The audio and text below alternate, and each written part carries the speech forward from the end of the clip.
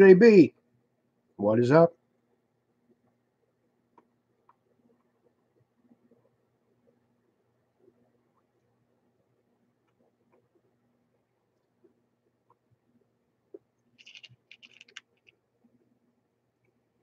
Hey, Mike. Good, man. Things are going good. Super duper busy. Nah, we didn't get a lot of snow. We got a lot of ice, which is pretty cool. If you check out my Instagram, I posted a couple of pictures of all the ice we got. Kind of neat.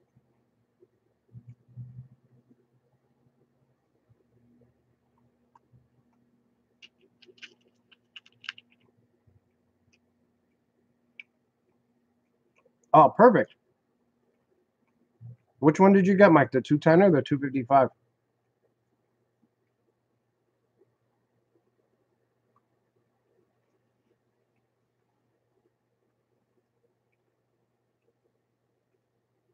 Oh, the 161, the small one. Perfect.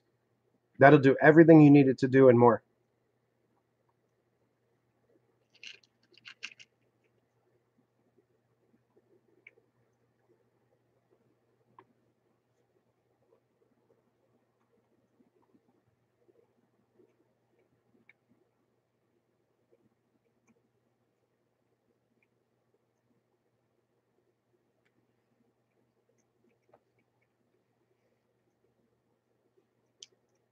You have to pardon me. I'm hungry.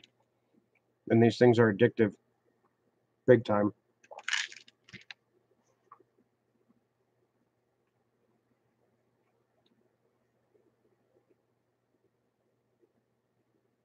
That's awesome, JB. I'm so glad. It was so awesome when I heard that you actually did that. You're going to love it. At this point in time, welding is like meditation for me now.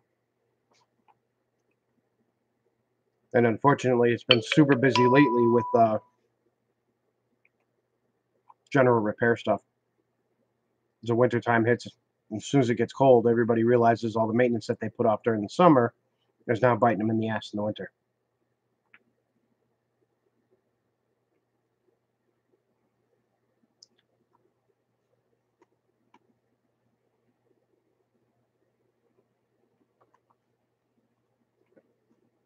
So it's been crazy. We're doing batteries, alternators, starters, all kinds of stuff.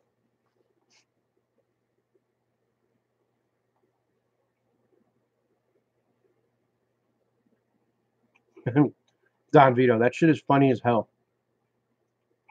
You posted that in one of the comments or something. I was dying. Yeah, Joe, it has been a while. And I was like, you know what? Tonight I finally have nothing going on.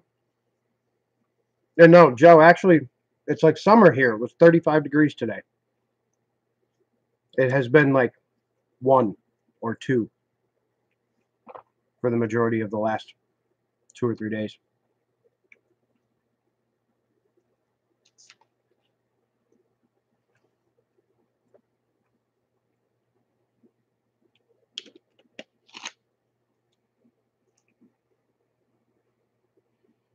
Yeah, it was nice today. Now it's supposed to be 50 something tomorrow, which is nuts.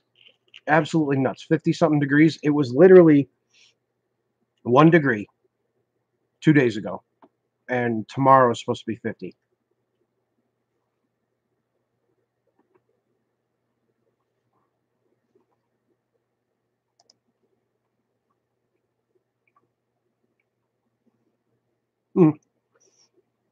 I actually like the cold a lot.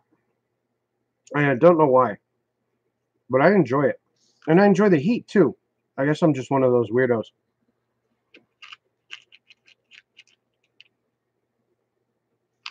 But I don't know. I mean, I have a 4-wheel drive vehicle for the winter. I have a nice summer vehicle. I have the bike. So, holy shit, there's 2 Don Vitos. How does that happen? And thank you. I appreciate that. No, Joe, Sherry's home tonight. She had a weird schedule with the holiday. The kids were off of school Monday. So she was home on Monday. She came in yesterday. She's off today and tomorrow, and she'll be in on Friday again.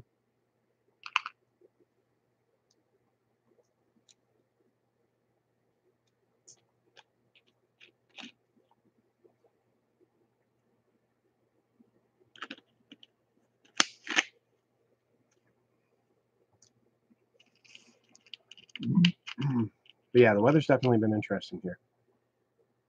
And so have the jobs that have been coming through the door.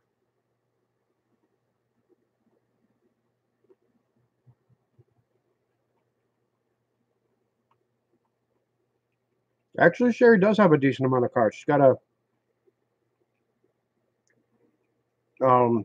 Yukon Denali, BMW, and a Trailblazer.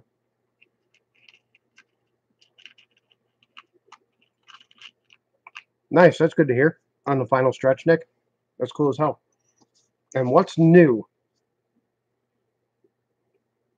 So, I want to tell you guys an interesting story to find out what you think and to think if I'm overreacting a little bit. So, let me tell you the story of Morfab over the last year. So, over the last year and a half, yeah, about a year and a half, we had a very large facility that I had leased out space to a tuner, and that went sour for whatever reason. And I was leasing a 6,000 square foot facility that I didn't need. So I decided to move into where I'm at now, what you guys see behind you. Now, the landlord had promised that I was going to have 2 units side by side, but because of my need to get somewhere very quickly, she only had 2 separated units. So I said, I'll take those. And she said, in 3 weeks, you'll have 2 units side by side. Now, mind you, this is a year and a half later, and I'm still in 1 unit and no side by side. So a bunch of broken promises from the landlord. Oh, we'll give you this unit. We'll give you these 2. We'll give you those 2. My lease actually says unit 37 and 38, and I'm in unit 20. So just so happens that unit 21 right next door to me opened up. Unit 21 opens up. And I call and I say, hey, listen, I want unit 21. Now, over the last year and a half, I've been promised units. And on the day I was supposed to go sign the lease for that unit, I found someone else moving into it, called the landlord, said that, blah, blah, blah. So now I call about the unit next door, and they say to me, the secretary says to me, you need to pay us 2 months security and 1 month rent, and we'll let you move into that unit next door. Now, when I moved in here originally, I paid my first month's rent for both units, and that was it. They didn't know me from off the street. They had no idea who I was. That's all I paid. And now they want me to pay basically $2,000 to move into the unit next door.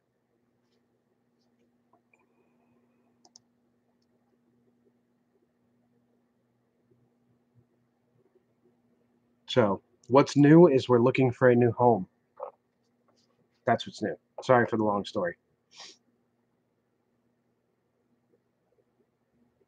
Yeah, Nick, that's all happening right now.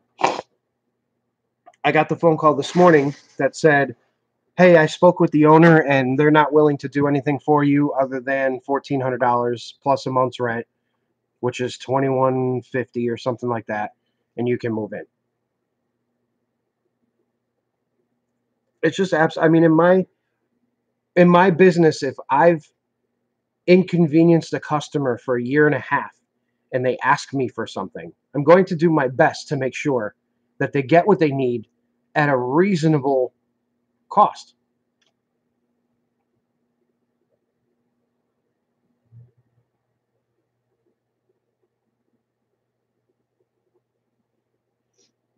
Yeah, I don't know. I don't want to get the law involved. The landlord that owns this property owns half of the town that I live in.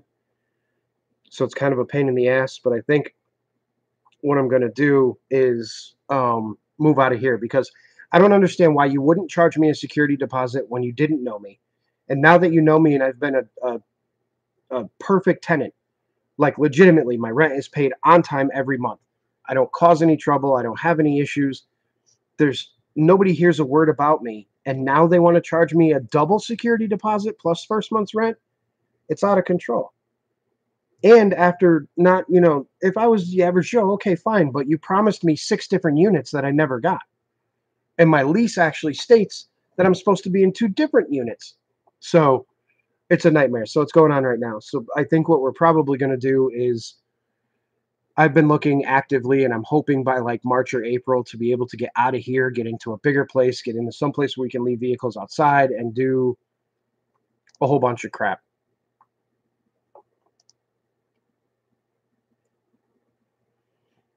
Would I ever join up with Tommy? No, I will not join up with anybody. I've done that once before, and it never, no matter how long it's good for, when it goes bad, it's terrible.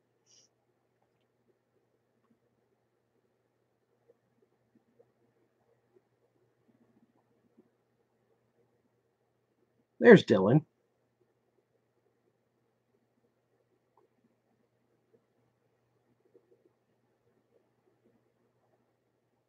Well, see, here's the problem with the landlord of this place. The woman who owns the property was given the property by her father, who owns pretty much most of the town that I live in. So she doesn't really give a shit about anybody that's in here.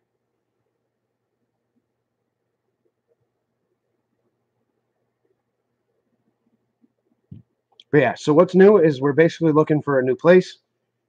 I think I've got one found. I just need to give them a call, work out the details, figure it out from there.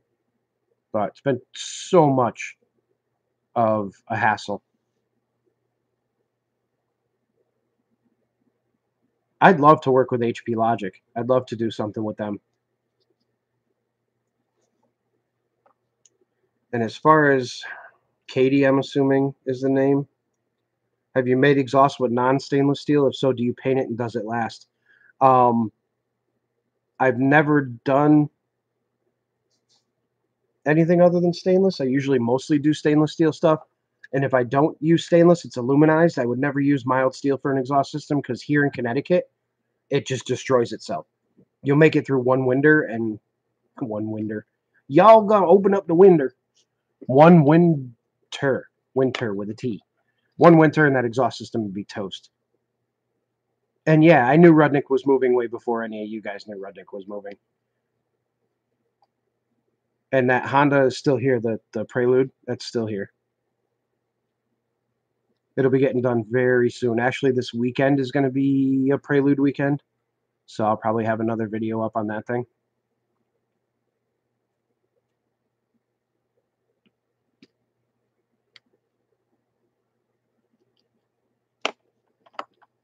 I got the engine out of it. I'm sure you saw that video. The engine's out of it, and I uncovered all the crap that went on and, you know, whatever else. But so that'll be getting done. But currently we have a vehicle in here now. Thanks, Rascal. I appreciate that, man. I don't know if you guys will be able to see. You should be able to. But that guy right there, that van, is actually kind of a special project, and it's kind of cool. There's a handicapped gentleman who happened to see one of my YouTube videos on the Tip'em stuff, the Dodge Tip'em stuff, the totally integrated power module. And he's having some pretty crazy problems with that one. So it's a handicapped accessible Dodge Caravan. So it's got the motorized ramps, and the whole interior has been completely redone and everything else. And it's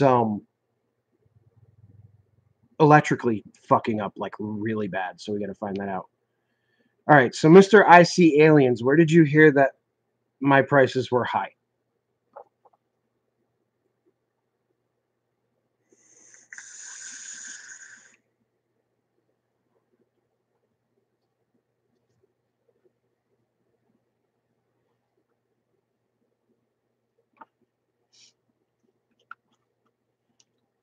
Well, it appears as though you are now spreading that rumor. Now, my prices are what my prices are. And if you have a problem with them, you don't have to work with me. That's basically how that goes.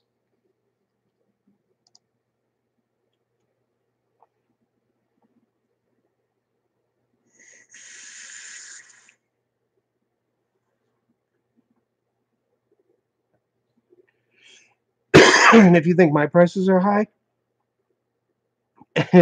go over to Unobtainium Welding's website. These peanuts are good too. They're really good. Here, smell. Oh, you can't smell anything.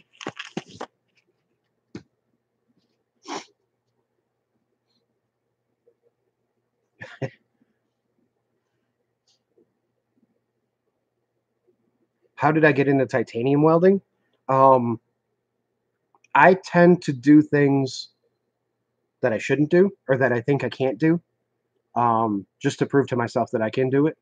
So about 2 years ago, before the titanium boom hit, I got hooked up with Brian from Tycon Industries. He gave me a call and he said, "Hey, listen, I know you're a welder and whatever else, and I'd like to send you some titanium practice kits to see how you like it and see how you like working with it." So I basically swore at it for a good 3 weeks, messing around with it, trying to get it right, and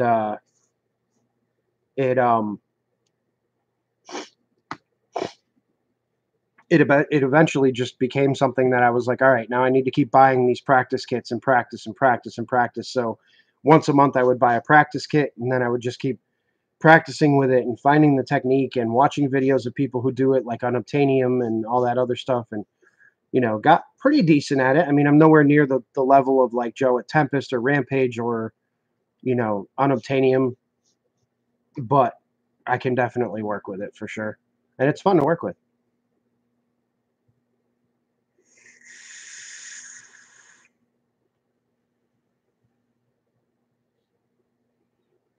And yeah, Rascal, it does come to a point where your work will speak for the price, but at the same point, you don't want to kill people.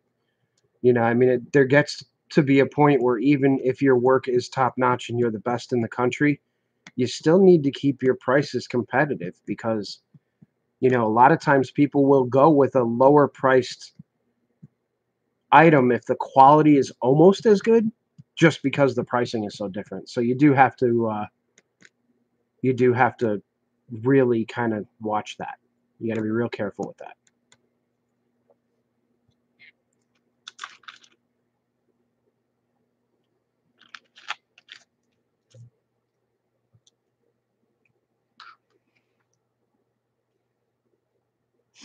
Yeah, I turned the TV off just for you.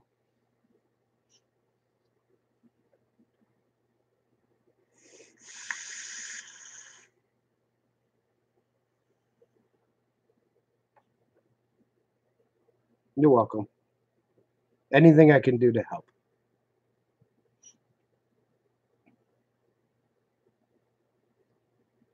Yeah, exactly. You know what? There is that triangle, but at the same point in time, I think I don't know. It's tough. The car world is so weird.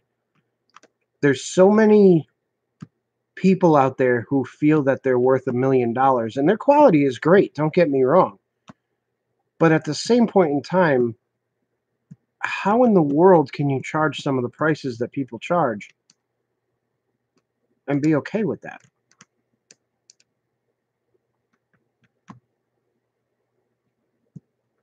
Yeah, I don't like doing body work. Floors and quarters and stuff like that. It's such a slow process. It drives me nuts.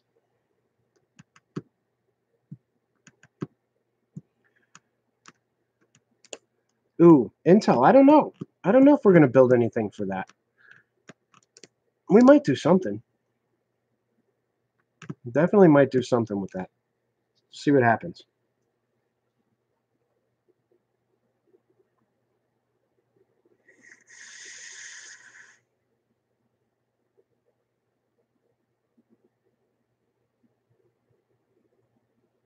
Well, thank you. I really appreciate that.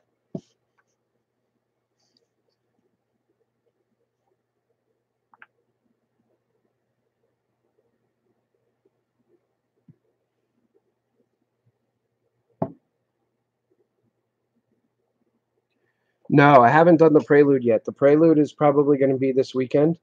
Unfortunately, I had to kind of push it forward, and I had a lot of my regular customers that were breaking things this week, especially with the cold, including my other Grand Cherokee, which you guys saw a video on.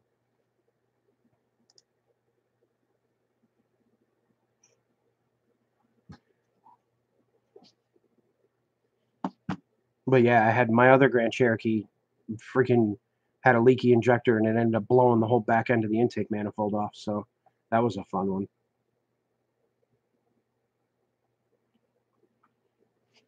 Yeah, I did floors in that Datsun, the green Datsun, and it was a pain in the ass.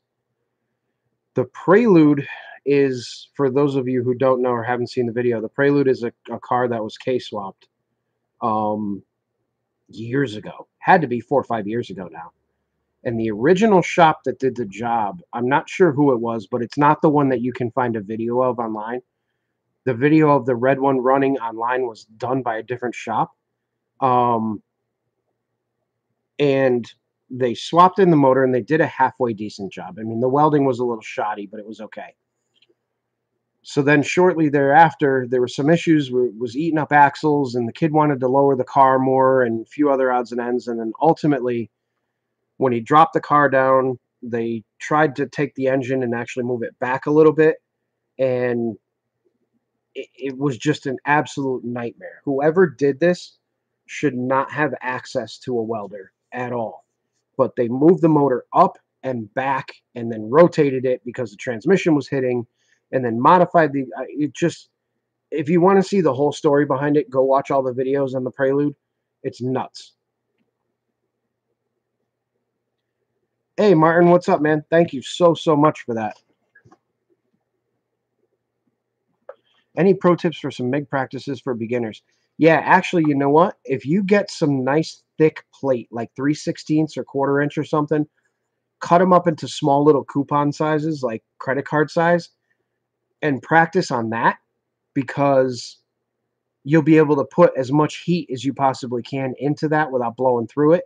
And it'll give you an idea of how you want to move your torch around, and how to make nice pretty beads and how to get it to sink into the metal and how much heat to use, how much. So the thicker the metal you can use when you start MIG welding, the better.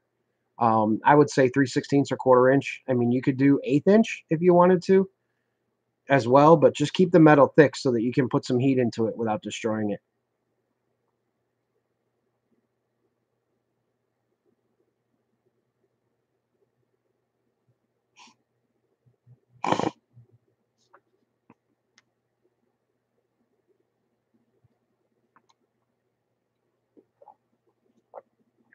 All right. So you guys got to tell me something. And there's enough of you in here now. Please tell me, what is the huge deal with Damien? And why does everybody rip on that kid so much? Like, legitimately, I don't know. So please tell me why that kid gets ripped on so hardcore. Like, everywhere.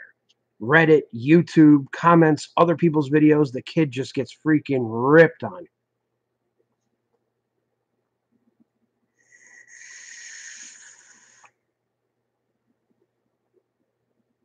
No, I definitely wasn't there from the beginning. And that's the thing, because I've dealt with Damien on several occasions, and he's a nice kid. He really is a nice kid. So I don't get, like, what the hell's going on with him. Like, I don't see any kind of dealing with him in person. He's a great guy.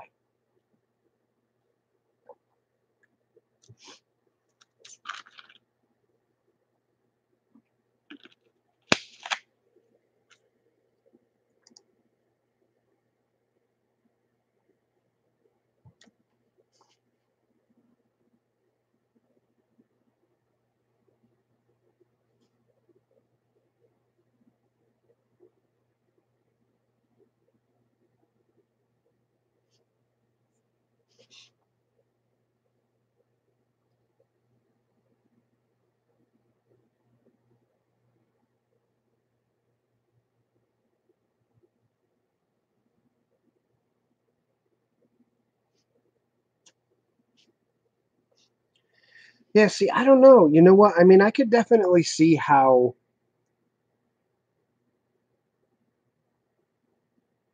things could get a little funky, because you're right, Joe. I have seen that he doesn't really necessarily appreciate people trying to help in the comments type of thing, but I don't know.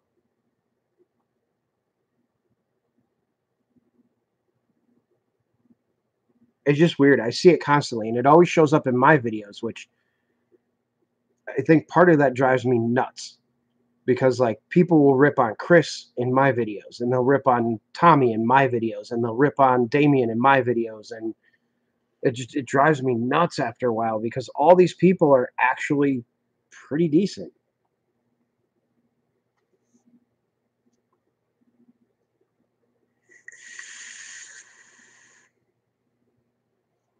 Ah, yeah.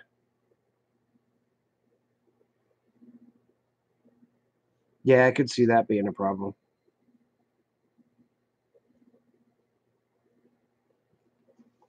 I don't know. You know what? I guess you have to be older to understand that this is all kind of a game. And not only that, but you can't look at your audience and go, hey, fuck you. I'm not doing what you want me to do. Because then you're gonna lose that audience. But I guess when you're a little bit older, like I am, I mean I'm probably older than everybody in here right now. And I don't know. Like I care what you guys think, and I care about what you guys have for suggestions and everything else. Like, I get suggestions all the time about music choice or time lapses and everything else, and I try to do my best to accommodate it, but it doesn't anger me. I mean, it's all constructive criticism. Oh, okay, then I'm not. I'm 42.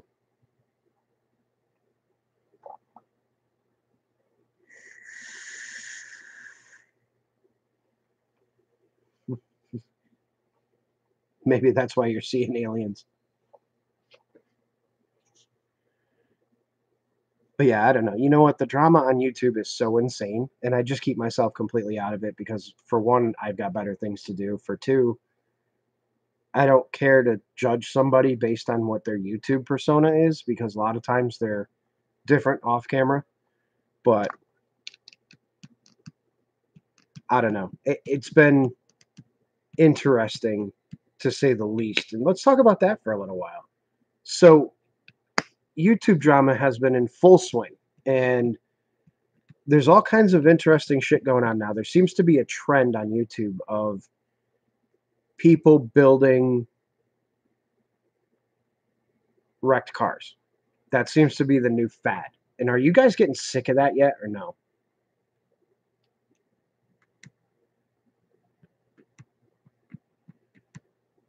I don't know.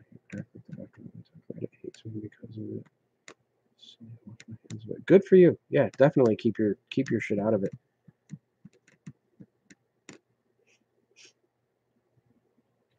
Yeah, and you know what? Now it's gotten to the point where everybody's building the same fucking cars. Right now, there's four separate channels on YouTube that are building wrecked GTRs, and they're building wrecked 2009 and 2010 GTRs, which you can buy in good condition for 30 grand. And they're buying these things at auction for 20 plus $1,000 and then putting another 30, 40 into them.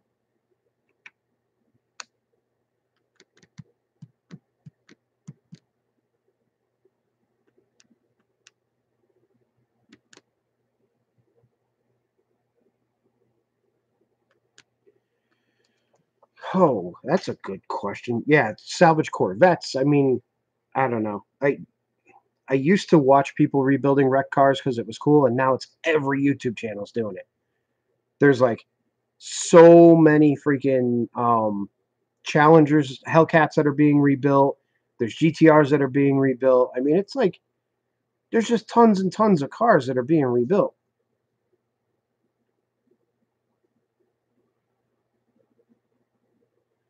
For someone that lives on the other side of the world in Germany, what would you suggest as a must when visiting the United States car-wise and doing the standard tourist stuff?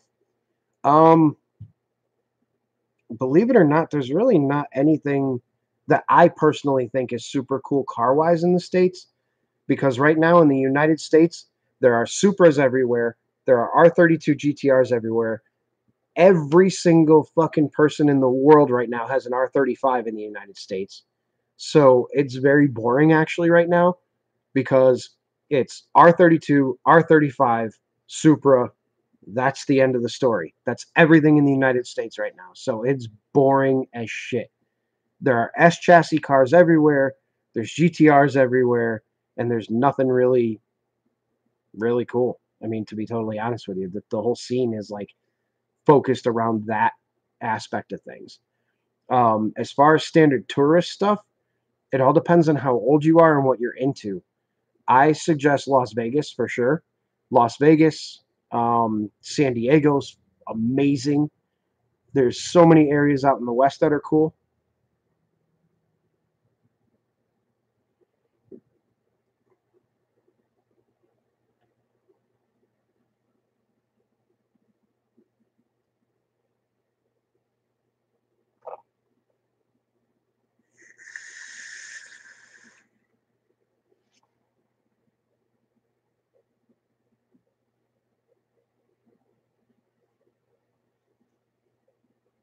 Yes, American muscle for sure.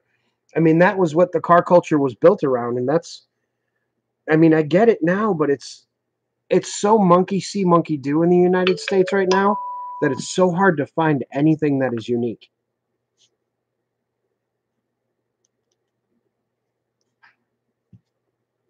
Sorry, my phone is going crazy as usual.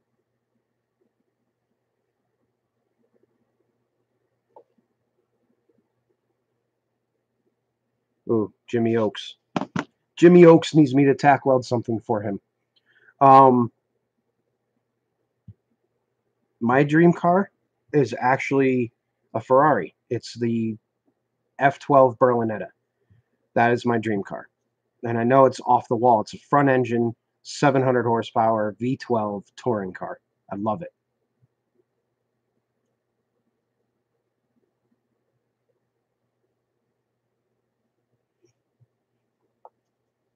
But yeah, that's for sure my dream car.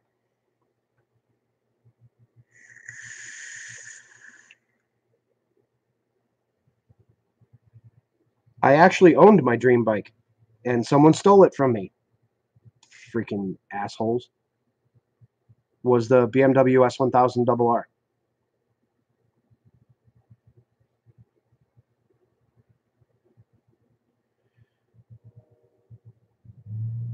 Yeah, I had a 2013 that I bought brand new, and I had it up until 2017, and then it got stolen.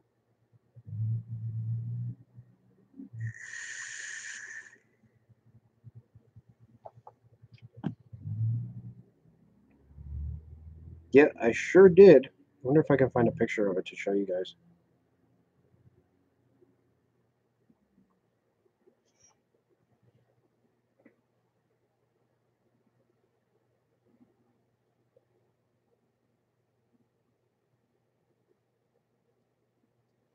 Yeah, we're starting to get that way too. There's certain states now. I mean, California's had a law in the books forever that they're now really enforcing.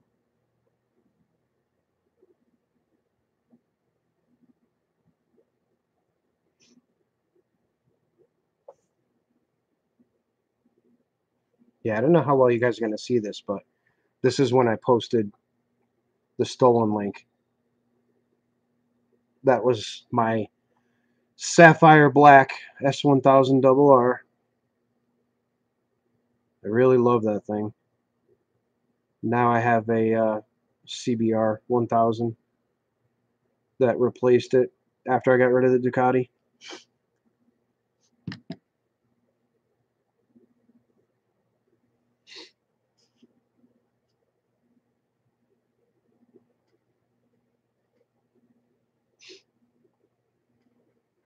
Yeah, I'll definitely check that out. Yeah, I don't know. I can imagine an ice. See, that's the funny thing. Like in the European countries, you guys all hate BMWs because they're everywhere. It's your BMW E36s and E46s over there is like our Honda Civics over here. Ooh, the Daytonas are nice. Daytonas are real nice.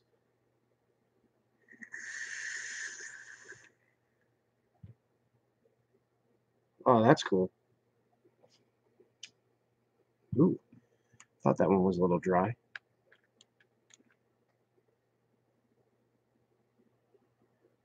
Cowies are cool too. I'm a pretty big fan of all the bikes. all the bikes.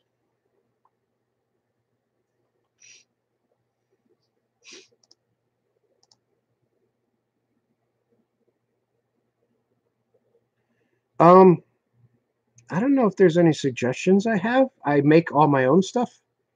This one happens to be like an Apple Jacks flavor that I conjured up. Came out pretty good. Have a good one too, man. Thank you for stopping by. You stay classy, San Diego.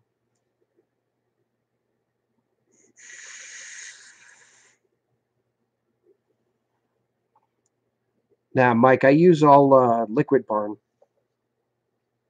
So I have like their, where the hell is it? Here it is. I get their premix, where it's the 3 milligram just VGPG, and then I have all my own flavorings that I mix together.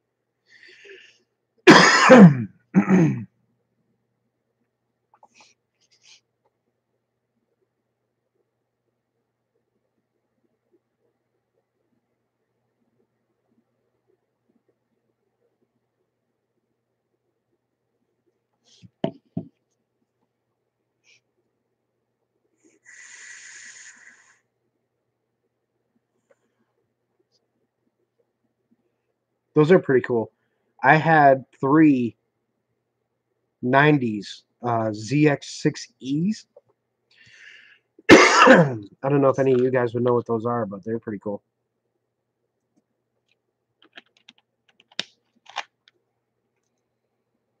What do I think about LZ in his current position? To me, he seems a whole lot happier than he was. And I think he's actually releasing some pretty good videos.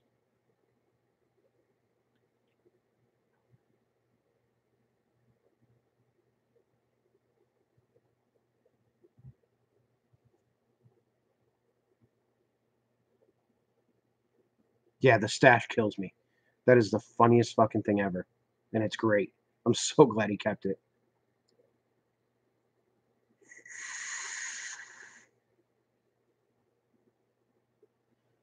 James, what's happening? It's nice to see you guys all back again. Been a while. Been a long while. Hey guys, we're almost at 10,000 subscribers. We're actually at like 9,500 and change. So if you know anybody else that might be interested in this particular channel and would love nothing more than to help me get to 10,000 subscribers, it would be much appreciated. Yeah, 9519 is where we're at right now.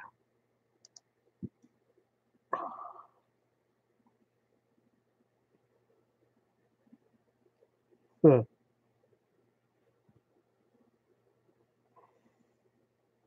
No, I haven't seen any of those, but I'd be interested to check them out.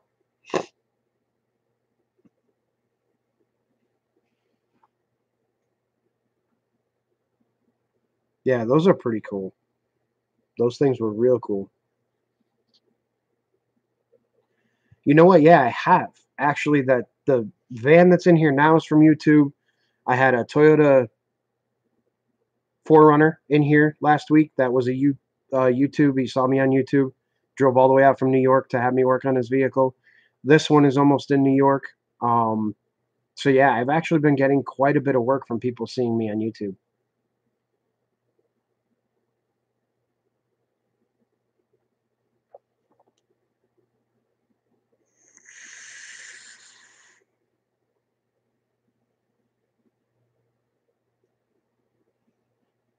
It helps a lot. It helps for the exposure, and what I think is super cool about it is most of the work that I've done for people that have seen me on YouTube um, has been stuff that nobody else in their area will touch. That's, you know what, JB, that's not a controversial question because I am a BMW guy. So the new Supra to me, now let's just get this straight. So all of the Supras, the Mark III, Mark IV, and now this new one, Toyota has never been 100% responsible for those cars. There has been influence from other manufacturers. Like, for instance, The 1JZ and the 2JZ, although manufactured by Toyota, the designs of the cylinder heads and a few other odds and ends were done by Yamaha in the Lexus LFA. All of the tuning, the exhaust tuning, all of that stuff was all done by Yamaha. So there's always been collaborations between Toyota and other companies when it comes to their high performance vehicles. So for Toyota to go to BMW, I think is great because they're using a tried and true engine that there's a million parts available for. They're utilizing all of the BMW electronics, basically a BMW chassis. So right out of the gate, when you buy a Toyota Supra, you're getting BMW quality.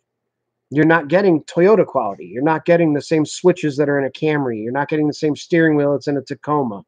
You're getting a good, high-quality vehicle that has the fit and finish of a BMW, which I think is amazing.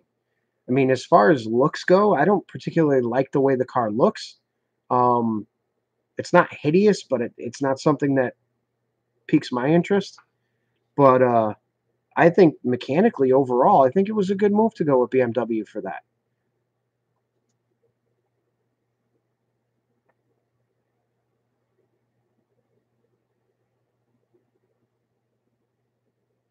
Yeah, there's definitely a big difference between that. I mean, Toyota totally went like, okay, well, we don't have the facilities to build something like this, so why don't you build it, BMW, and we'll put a Toyota logo on it. But the same sort of thing happened with the FRS and the BRZ. The BRZ was a Subaru idea. It had a Subaru engine in it. It was basically, for all intents and purposes, 100% a Subaru with a Toyota name on it. So, I mean, those collabs happen all the time with auto manufacturers.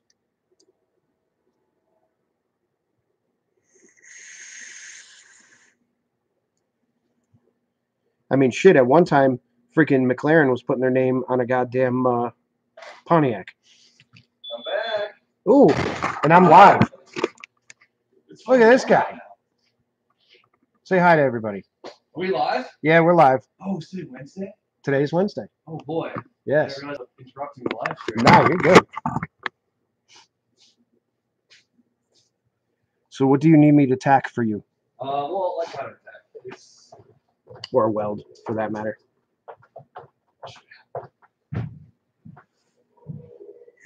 so I just have this plate, and I just need that on there. Oh, okay. It's for like a radiator, intercooler offset bracket. Oh, all right, sweet. So I pieced together. Sweet. All right. That's funny. That's cool. All right, guys, hold on a minute. I'm going to go weld this thing up, and I'll be back. Take over. Yeah, go for it. I am now Justin. I want to get to, like, Jimmy Oaks last stream. Oh, that didn't work. You guys are all looking here. So what's up, guys? What are some more fab questions?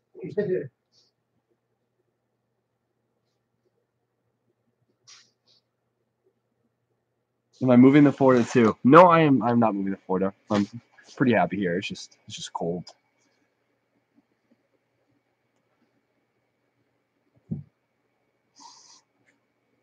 Don't you have a welder? I do have a welder, but I'm not good at welding aluminum. I'm pretty bad at it. I do need to practice.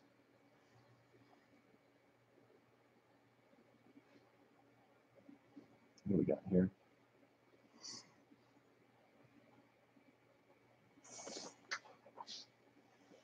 Are these Mike and Ike's? Yeah. I'm eating one.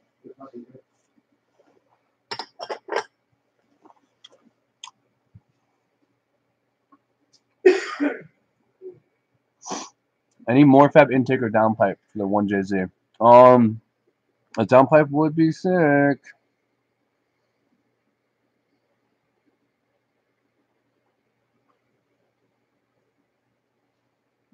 I would love to get some nice TIG lessons from Justin. I just need to like get a day where we could sit and bang this out, because if we're gonna do it, I'm gonna be on that thing for like 10 hours straight. So, will you ever finish the FD? Yeah, it's just a very, very expensive project, so I'm just trying to like finish off the cheaper stuff first. Still, some more candy.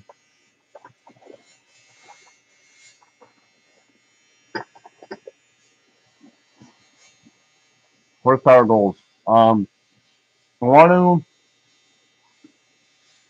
to make like 400, like 425 for the track because that's really all I need.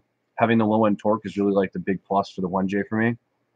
Because my S13 made like 340 horsepower before and it was great. But on the dyno, I want to make like 520, 540, seeing if they'll let me. I don't care if it's like knocking its face off. I want to get that number on the dyno, but that's just for the dyno. I think I'll do it.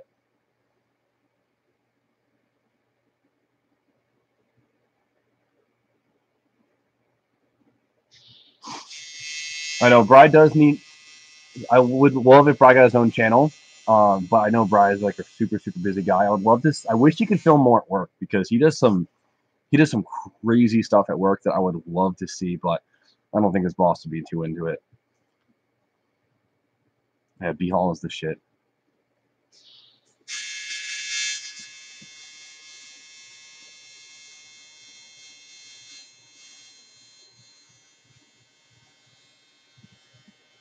Mike Ice is really good.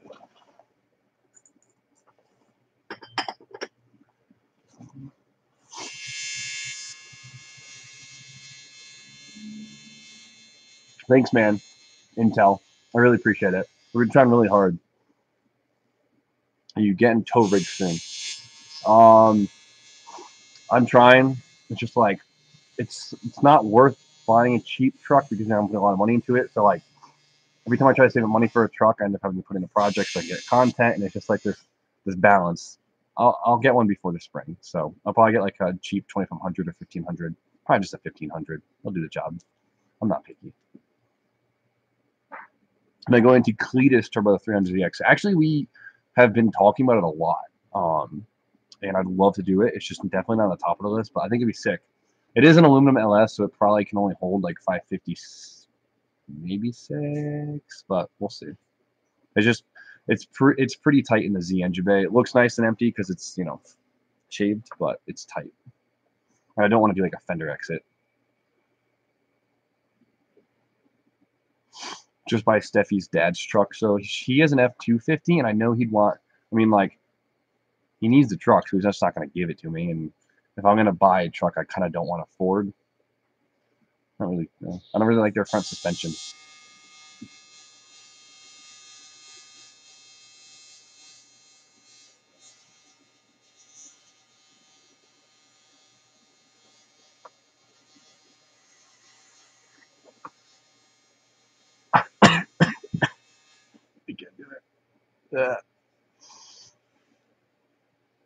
When is the lift engine coming in? So I don't think the pump's actually bad. I think that I just have it wired wrong. I think it's running off of one phase and it's a two-phase motor or something along those lines. So I'm actually getting it checked out this week, which is really funny. It kind of works. So it's never left me stranded, I guess. So the truck Tommy's talking about selling is like I think he's talking about the V6 truck that Redneck bought thinking it was a V8. I don't want that. Power goals for Steffi's Miata. Justin, they're getting me with these questions. They're good. Steffi's power goals. If we could do 215, that'd be sick. 205 is probably where it's going to be on wastegate pressure, and 205 is still like pretty quick for that car, and I'm cool with that because 205 is manageable for Steffi. 205 in a Miata is nuts. That's what I'm saying. And I'm gonna have it's a T28 with wastegate pressure, so it's gonna make 205, I think. What do we got here? I like the fireplace, Justin. It's very really sets the mood here. Oh, I don't know. Tommy doesn't have. I think he only has the van now. Drifting in Germany. That sounds pretty badass. I'm as you guys might not know, but Bulker123 on YouTube channel. He's from England, and I've been trying to go over there forever, and it's gonna happen eventually. I didn't even film any of this. It's not even hot. Oh my god! Look at that, light work. It's nothing. Yeah. Oh, I fucking have 2 of them. Do you really? Yeah. So give me the other one. My bad. This was my I was fault. like, why the fuck does he only have one? There. Thank you. Sweet. I'm sorry. I was. I got caught in the stream.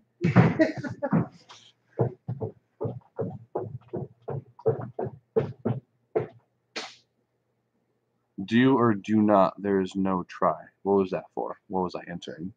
What are you doing to the Volkswagen you just bought? So it's my daily driver. So I want to keep it dailyable. The training's been giving me some issues lately. The mechatronics I think is bad, but I might have figured out a cheap solution for it. It hasn't left me stranded because I don't really drive far. So fixing it, and then probably exhaust, coils, and wheels just to make it, you know, nice.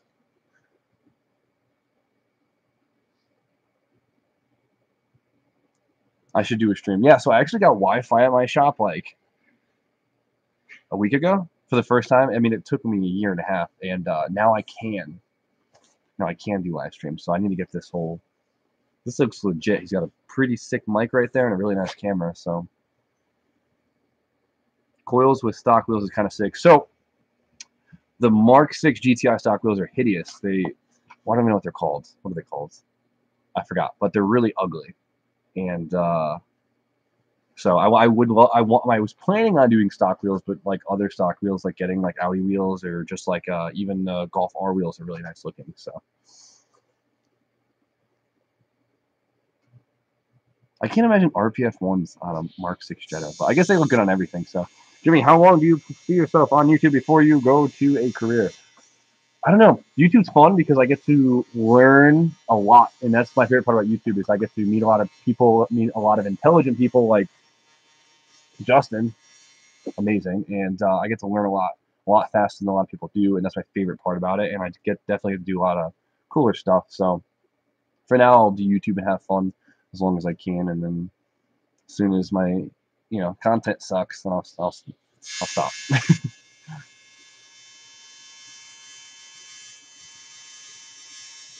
Why did I stop driving the Saturns? Well, my first one got totaled, and then my second one blew up. So I figured we should step up in the world, get myself something nice like a GTI. Opinion on the Adam LZ's S15. It's the most insane car I've ever been driven in. We took it to go get dinner one night, and it was the scariest ride to dinner I've ever had in my scariest ride ever. Adam's reckless. It's really fast. It's really dialed. It's a great car.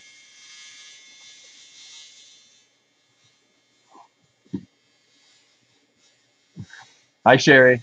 Don't worry. I'm, doing paperwork and stuff.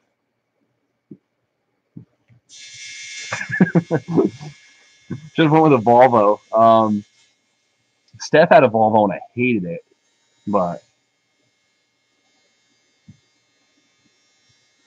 so I would love an MR2 because you said I should get one, but I don't fit. I think if you're above like 5'10", you can't physically drive that car.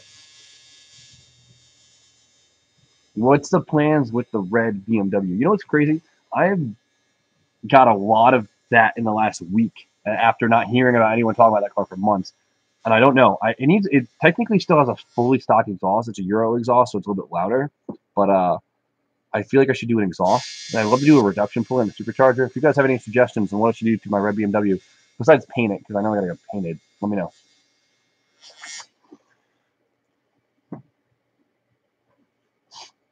More in-depth stuff on the standalone tuning stuff. So, Justin actually knows a lot about tuning, so you can also bug him about it. But I would love to soon.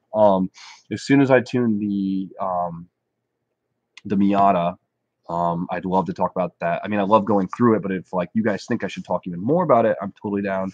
And then of course, when I tune my 1JZ, I'm gonna go crazy in that because I'm hoping to get a really, really nice ECU for that. So I'm excited to like learn it as we go and talk about it and stuff. So.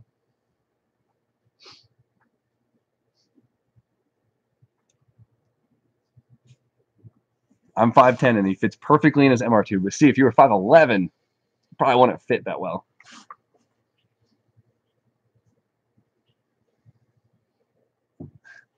Have they thought about thinning my fleet of cars, giveaway sales? So it'd be nice to sell one, I guess, but you just like they don't have that high of value, I guess. So to me, I just couldn't justify selling it for how much I get for them. And a giveaway would be cool. I've had a really when you do a giveaway, you have to do merch, and I've had a really hard issue. I've had a really hard time getting a good merch designer. I've been flaked by a lot, as you guys could probably tell. I haven't dropped any new merch in a while, and so I've been trying to get my merch on lock before I do. I guess even think about doing giveaway. Torque-based tuning. Oh yeah, some nice HP tuner stuff. Justin, you messed with that stuff yet? All the torque, the torque tables and stuff. Yeah. I haven't done much, honestly, and it'd be cool because there's a lot of 5th gen Camaros out there that need tuning, and they pay well. So it is the biggest pain in the ass. Oh yeah, ever deal with. There it is, guys. The master laid it down. This looks really good. Why does it always look like my zipper's down? It's not, I swear. He really gets into welding. Yeah. More fab. More the secondary channel. You gotta pay for that one. Have you messed with this? I haven't messed with Niztune. I don't really. I mean, I feel like Niztune should get weeded out. It's just Niztune was awesome back before Nismotronic. Niztune was great when you had the real-time ECU because you could real-time it, figure out what your tune is, save that tune, burn it to a chip, and then pop it into a Niztune ECU, and you're good to go. Or you could just buy a Mega Squirt for $800 versus a Niztune for $5. Yeah, but at that point, Niztune, back in the day when Niztune was popular, you literally had no choice. Like, you had Mega Squirt, but you had to build it. Exactly. So it's outdated. It's sick, but if you're going to already spend the $500 on a Niztune, spend $300 and have a full standalone ECU that you could just do whatever the heck you want on it. Yeah, even if you're going Nismotronic route. Yeah, I mean, Nismotronic is, if you don't want to spend that extra $300, but Nismotronic, I'm all for it. Full standalone if you can. That's all. Who has a better loft? I think you could have like 7 fat cheerleaders fall doing, a triangle. This thing wouldn't even budge. Mine might creak a little bit. Quad variable valve timing. What the heck is that on? What? Quad variable valve timing. Oh yeah. Oh yeah. Jeez. That's for like the V6. twin Vanos. Oh. V8s and BMWs and shit. So like. Good luck. If you're doing like a let's just say an E39 540 or an E39 M5. It's got 4 Vanos. That's true. Any dual cam V6 or V8. Big bitches. Yeah. I've dealt with a lot of that shit. I did a bunch of the torque management stuff with HP tuners. Yeah, he's getting remote tuner, HP tuners, and Cobalt SS, and it's all torque management. It's a pain in the ass. What do I think of the new Supra? That's been a very popular question. I got that one earlier too. I think they definitely kind of messed with the community by putting a Euro heart in a Japanese soul, like of a car. They definitely threw things off. I like the butt. It's got a good butt. But besides that, I mean I love Beamers, but it's not supposed to be a Beamer. It's literally a Beamer. Yeah. See, my argument with it was that you look on the valve or the timing cover of your 1J. What's it say? Yamaha. Exactly. So Toyota has partnered with so many different companies over the years to manufacture their vehicles, but they went and did basically a Z4 redesign. Yeah, 100%. And that's the car. But the plus side of that is that you're going to get the quality. Yeah, that is true. I do like the option how they're making a 4-cylinder version that's quite a bit cheaper because they expect people to swap it. Oh yeah. Yeah. And so I guess that was just like one. Yeah, of the I mean they're doing cool stuff, but you get like I mean, as many people hate me for saying this, but the Mark IV Supra was technically a piece of shit. Oh yeah, it's not a good car. It's not a good car. It has a great engine. Yeah. And I think that's the funny thing. It's not a good chassis, but a legendary engine. And to me, what irks me is the 300ZX is an amazing chassis, but it came with the crappiest engine ever, and it just ruined the car. Well, I mean, you look at the Supra's competition. What it was competing with is it was competing with, that car. It was 3000 GT. It was 3000 GT. The FD. The FD. The NSX. So you had look at the NSX mid-engine. Look at the FD rotary turbo. Mm-hmm. Look at the freaking 3000 GT VR4 all-wheel drive twin turbo. True. Those cars were all super cool. Yeah. But they didn't have that engine. Yeah. So that's what and Toyota was like, oh, well, we'll just put this rear-wheel drive, poor handling piece of garbage that's all plasticky out on the market. True. You know, when in like the 3000 GT VR4, you got four-wheel steering, you got all-wheel drive, you got some of the highest, most technological packages out there. Yeah, there's a lot more technology. I think they did a good thing by moving with BMW for longevity of the car and quality of the car, but for the lineage of Toyota, it's a huge. Like, yes, exactly. It was a huge fuck you to the TRD community, I guess. Absolutely. Yeah, so it was definitely an interesting one. Miata is always the answer. Tuck got a fat ass. True. He dumb thick. I'm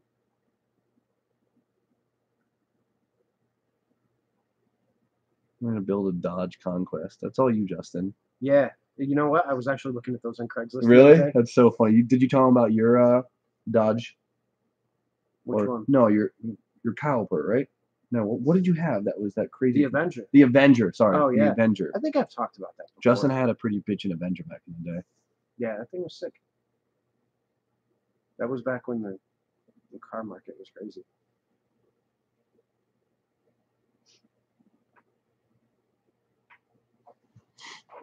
We got 21 people and 13 likes. You guys just like the video. Just do me a favor. Come on, like it. Please. I don't know why that happens. It's always so weird. They're slacking. Just we got another. Come on, we get the 15 likes. Come on, just hit that thing. Just hit it.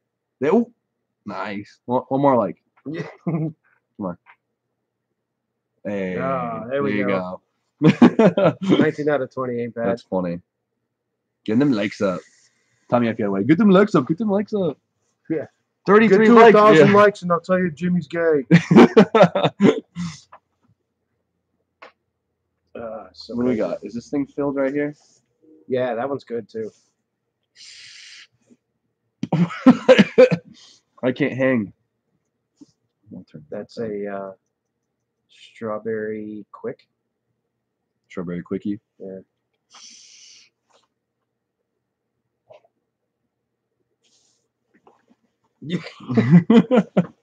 So the hold on, I think I got this.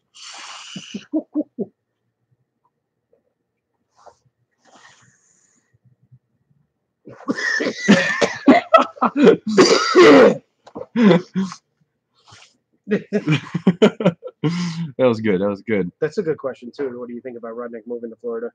I'm getting that a lot too.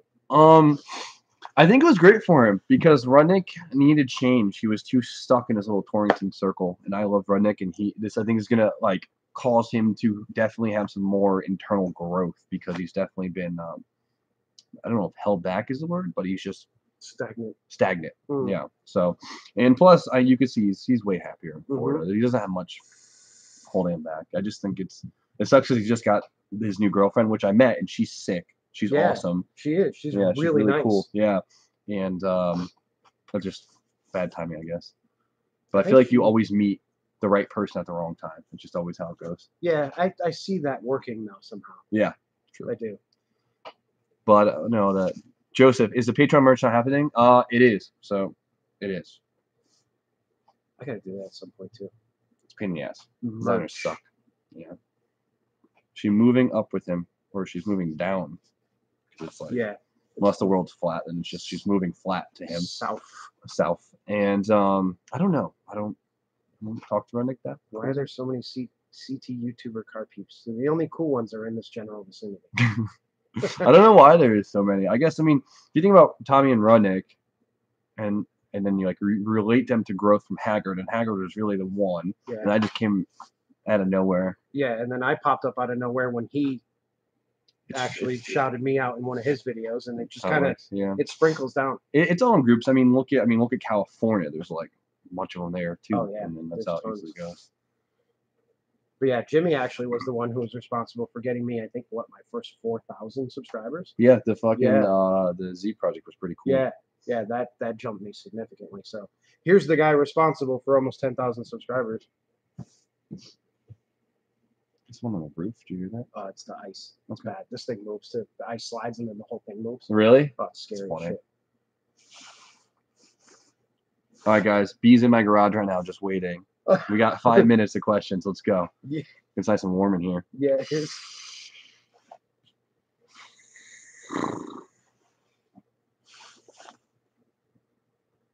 Was Adam ever in the Haggard?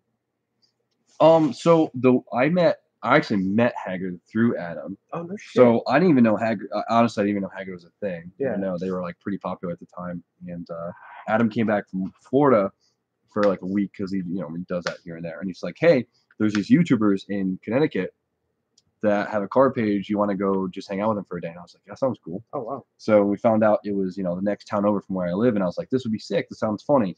And we watched one of their videos where they like ran through a mall and like shut off a bunch of escalators, is that what they're called? Oh yeah. And we were like, oh, these kids will be funny. We show up, and then they basically just try to blow up a Miata in front of us. And I was like, okay, this is some shit. And then we took it like, they're like, let's go street drifting somewhere. And then we're like, okay, cool. And then they, instead of us driving to go street drift somewhere, they loaded up. They come on a corner with a two-car trailer and just threw 2 Miatas in it. And we're just like, so I guess this is happening. So we drove around trying to find a spot for them to unload and we could drift. And it wasn't like the most successful thing, but it was an interesting day. And then after that, it was just like I hung out with them a few times after because I was like, oh, these guys are local and fun. And then the whole thing happened, I guess. Yeah, it's crazy how it happens. Like most of the Connecticut YouTubers are connected in some way, shape, or form. Yeah, it's really like funny. Tommy basically got his start from Rudnick, Mhm. and then I got my start from you, and then it just like goes around in circles. And yeah, I mean, it's such a small state. It's really. Have you seen the kid on YouTube now? He's in here. The DIY garage. Yeah, yeah. Dude, I think I know him. Yeah, I mean, you could tell he's done body work. Yeah, previously. absolutely. It's crazy how good Copar stuff does. Yeah. If you guys want a successful YouTube channel, yeah, like right off the rip, go buy like a 2016 plus car. Like go buy an $80,000 car for Copar for 15 grand. That's absolutely destroyed, and try and fix it, and it works every time. Yeah, cheat code right now. And that's the thing, we were talking about that earlier, how it's almost getting to a point now where people are getting sick of it. Yeah. Because everybody's building cars. Like right now, there are 4 R35 GTRs being rebuilt. Really? I know 4. B is for Build is doing B is for one. Build, Goon Squad, and then there's 2 other ones. Yeah, the Goon Squads are fucking. Their channel is crazy. Yeah. But it's crazy. I can't tell if it's what people really like to see or if it's just the algorithm favoring that content. It's gotta be because if you look at it now, then the thing that's crazy. TJ's on his Ferrari. Yeah, well, that's pretty cool. Yeah, he took it to the next level, and I see him. He told me about that when we were in Florida. And I mean, for believe it. $100,000 for that car is insane. Yeah, I mean, I know nothing about that. Yeah, market, that car is 3 and change new. Okay. With the options that one has. Yeah. So at $100,000, even if he put another 100 into it, he'd still be on top of it. Yeah, and he has the clean title and everything. That's it's awesome. Huge, so. But yeah, like I mean, with the R35 GTR thing, it's like everybody's doing those now. When you can literally go buy a mint 2010 for like under 40,000. Yeah. So it makes it makes no sense. Like I get like Tavares when he does, my cheap Bentley or my cheap this, my cheap that. Yeah. And he pays $5,000 for the car and he puts 10 into it. And for $15,000, he's driving around a Bentley. Yeah. That's definitely awesome. Cool. Yeah. Or the S600 that he's got with the V12 in it. That's cool.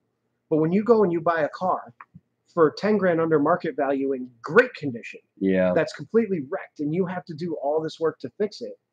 B is for Bill's GTR is going to be a $60,000 car when it's true. Do you know what you paid for it? 20.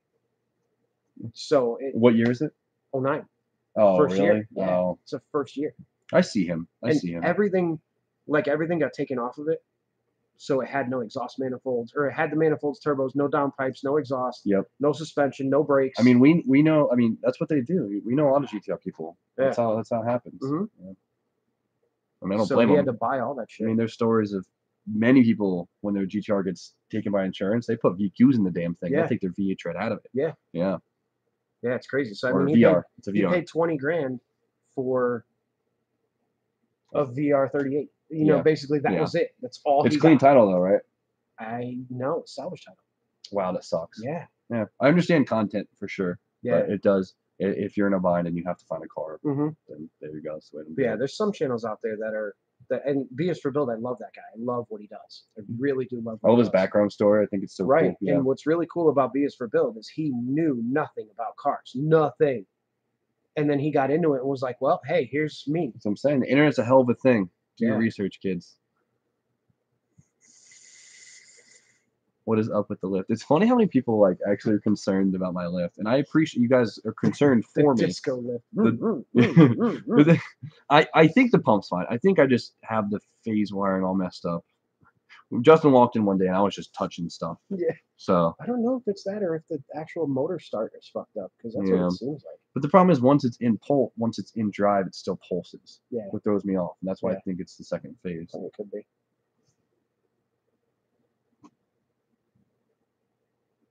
Laundry Basket 42. I appreciate you. Thank you. Great name, by the way. Yeah, I know, right? That's awesome. I want to hear the story how you got that. Were you just Yeah. sitting like, what should I do for YouTube name? Oh shit, Mom, the Laundry Basket. That's all right. I had Don Vito and Don Vito 2 in here. Okay, okay. He was always popular. Yeah.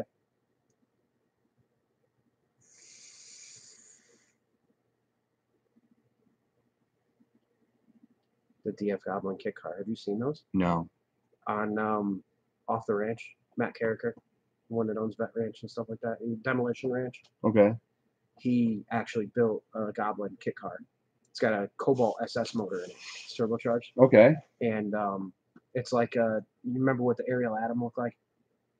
It's that similar like open cockpit, open body, open wheel. Pretty sick. I guess the exoskeleton car. Yeah. And they just came out with an off-road version of it. What is it, just like lifted with bigger wheels and it's got a same turbo, same engine? Yeah, it's the Cobalt engine, but no turbo. Oh, and it's automatic. I was gonna say it's probably geared like crazy. Yeah. Yeah. Oh, there you go. She just called me Dustin. Did you see that? Sherry's a hater. Yeah. Yeah.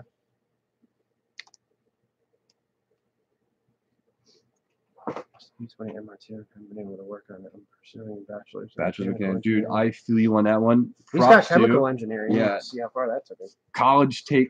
Hey, I haven't used it. I'll use it eventually. I'm really happy I have the degree. But stay in it. I know it's tedious, long work, and it gets dreary. It's insane. Engineering is crazy, but that's badass. Keep up with it. The car will always be there for you to get to after homework and shit. So.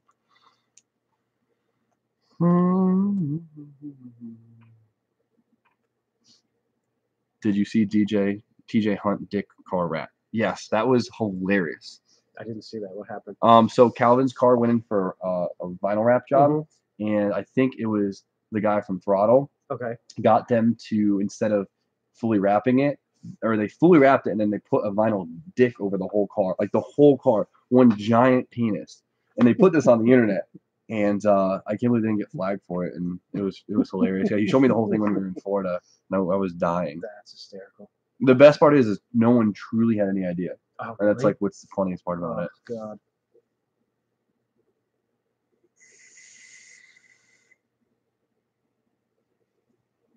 So do a factory 5818. So wrecking with Mike. I don't know if you watch my channel, but my good friend Kenny, who we always use as dyno, he actually has the 818 car, and he hates it. No, he likes it. It's a lot of money for, you get everything is tubed, or I mean it's box tubing, which I think looks cheap. Well, look at Lambos. It's all fucking true. Look at a Viper underneath. Oh my God, it's an S10. But I don't like it. And the whole car is a sheet of fiberglass, and it is. You get it so unrefined. It is. They might as well hand you like raw material, and it just for the money. I don't know if it's worth it, though. It is with 300 horsepower. It feels like the fastest thing ever, but it is. I don't know. He brought it to my shop a couple of years ago, and was looking to get Jamie to tune it. Yeah. When he first got it running and everything, and I was talking to him about it then, and he was like, "Dude, this fucking thing, nothing lines up, nothing was right." It is. He has hours in that car, and it's still like, you need commitment. Is the Saturn dead yet? Is it crushed yet? I don't know. So my buddy actually takes like scraps cars and stuff. So I just gave it to him. So I figured help him out, and I don't know what you do with it. I'm assuming he. I mean, it's mainly plastic, so I feel like there's definitely a. Yeah, there's no scrap value. There's not much there. Yeah. Recycle it and make like spatulas. Yeah. Spatulas of my Saturn. Mm-hmm. Rip. Rest in peace. Never forget.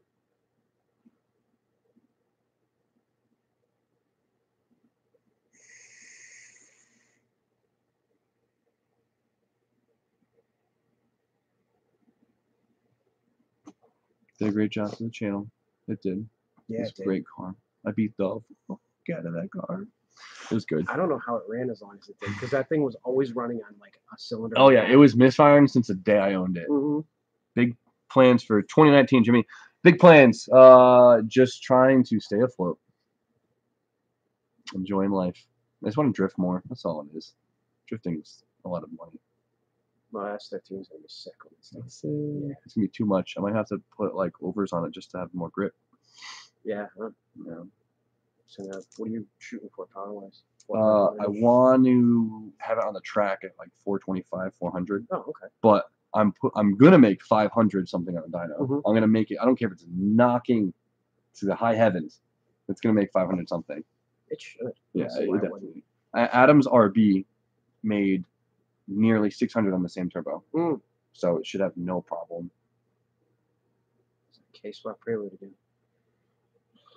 Still SR swap. Yeah, right. Still swapping the SR swapping the FD. No, the answer is I just look at the mic. No, the answer is no. Yeah. We have other plans for it, which I didn't even talk about yet. So that is some behind the scenes stuff, I guess. I'm trying to get some more stuff lined up before I even announce it, because I don't want to just like be like, ooh, another big plan with the FD, and I'm not gonna work on it for another month. Yeah. Spoiler. It's Spoiler. gonna be Cummins diesel. Yeah, I've heard a few of those people throw that idea out here Right. a few times online. Looking forward to the comment. James, thank you. I'll try and make it happen as soon as possible, but things are expensive.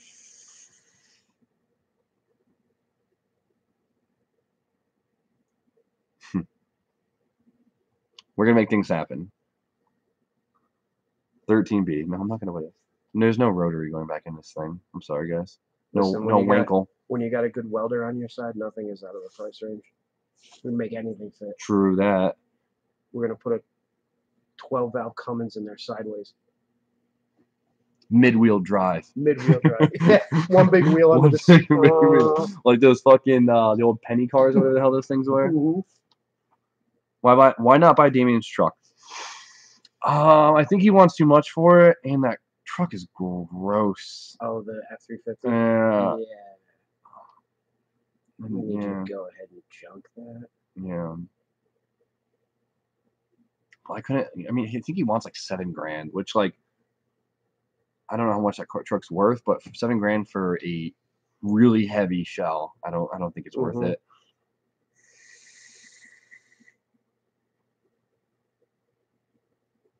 No, because you can find those old 7.3 trucks for $7,000 all day long. Yeah, that's true. Why does Damien get so much hate? Yeah, we talked about that earlier too. Why does Damien get so much hate? I think it's. I don't know. I mean, it's hard to say because he's not a bad guy. Yeah, I think he just he lashes back at his subscribers a little too much. I think he gets very offended very easily from the comments, and he lashes back a lot, and I don't think that looks good. And so when you respond to hate, people see they get attention from hate, and more people tend to then create more hate because there's more attention, and that's just the cycle of it. I think that's what happens. And, yeah, I mean, yeah, that's usually how it goes. Yeah. So. But as far as you guys asking for the K24 updates on the Prelude, you'll have an update this weekend. The motor is out currently. If you haven't watched that video, go watch it. Motor is out. I kind of showed you guys all the freaking horrible welds in it, and we're going to be trying to get the motor back in it this weekend. There it is. Did you show them the old welds and everything? Yeah. Gotta love it. And it got even worse once I got the motor out because you could actually see. Yeah, you started flapping some stuff away. Yeah. So bad. All right, guys, I gotta leave. I gotta get back to work. Justin. Yes. Thank you so much. No problem. It. My pleasure. We're good to go. You'll see this in tomorrow's video. Later, guys. It was nice talking to you. Have fun on your Wednesday live. Oh yeah. Thank you for the Mike and Ice. Yeah, no problem. I have 2 more boxes of them too, so they'll be here when you get here next time.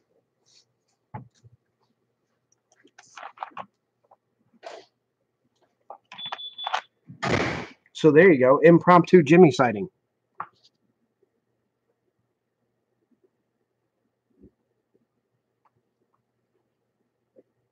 And yeah, if you get, like we were saying before, if you guys are wondering why there's so many Connecticut YouTubers, is because we're all pretty tightly knit.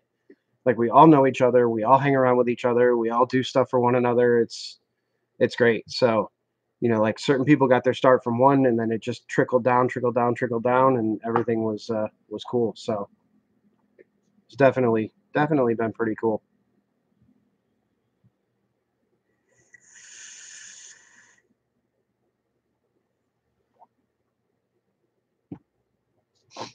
Apple turnover. Now I'm hungry. I want an apple turnover. You'll have to pardon my sniffing too. I'm sure it's loud as hell with this microphone, but this weather kicks my ass.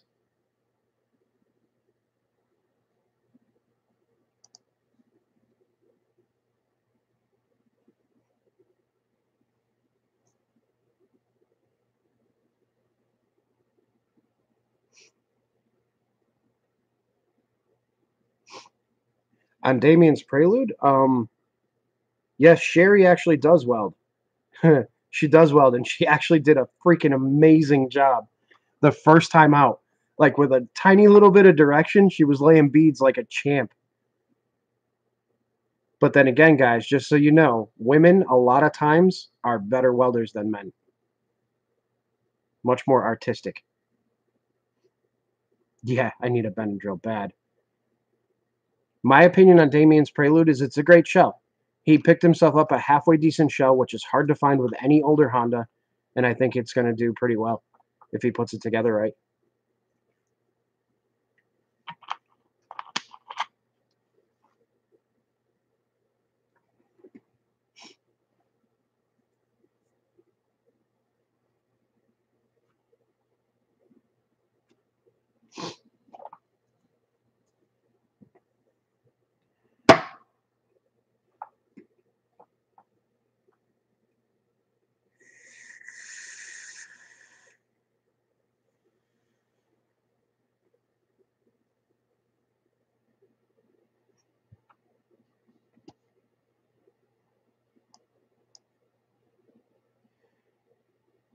The Jeep is going great.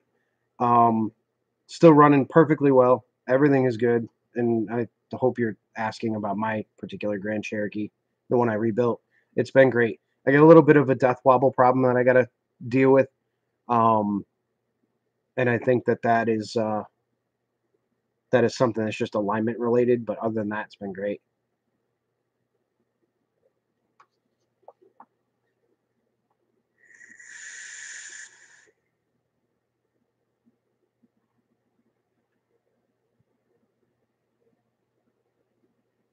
Yeah, Intel, absolutely. I would love that. Let me put the shop address in. You can send it right to the shop. We are a public business, so I mean you can find the address online, so it's not a big deal. But I'll type it in right now. I love getting stuff. That would be awesome.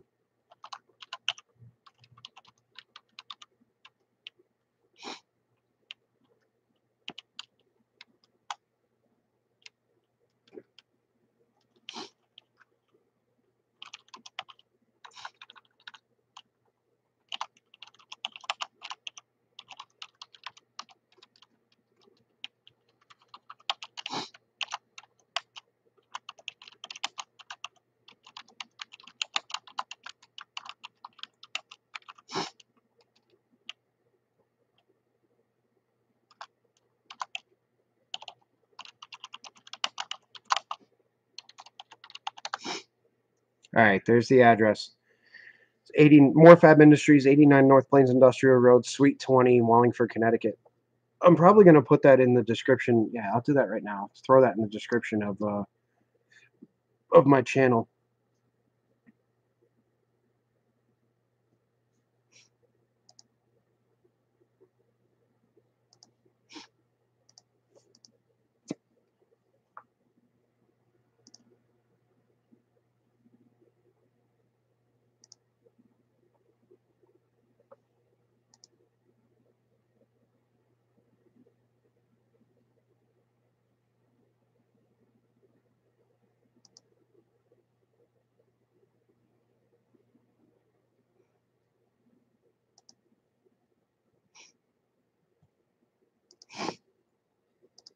All right, let's see if we can edit this now. It's been so long since I did this.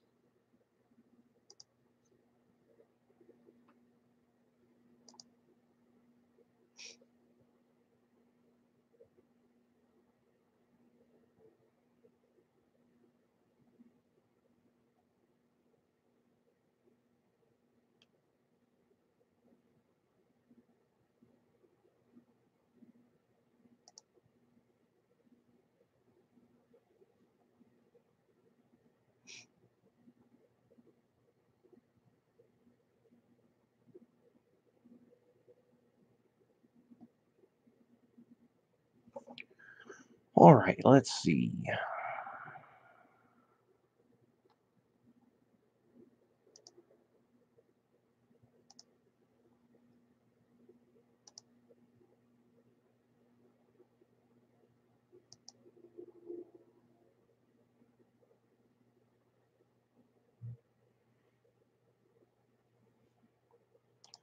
All right, I'm probably going to have to.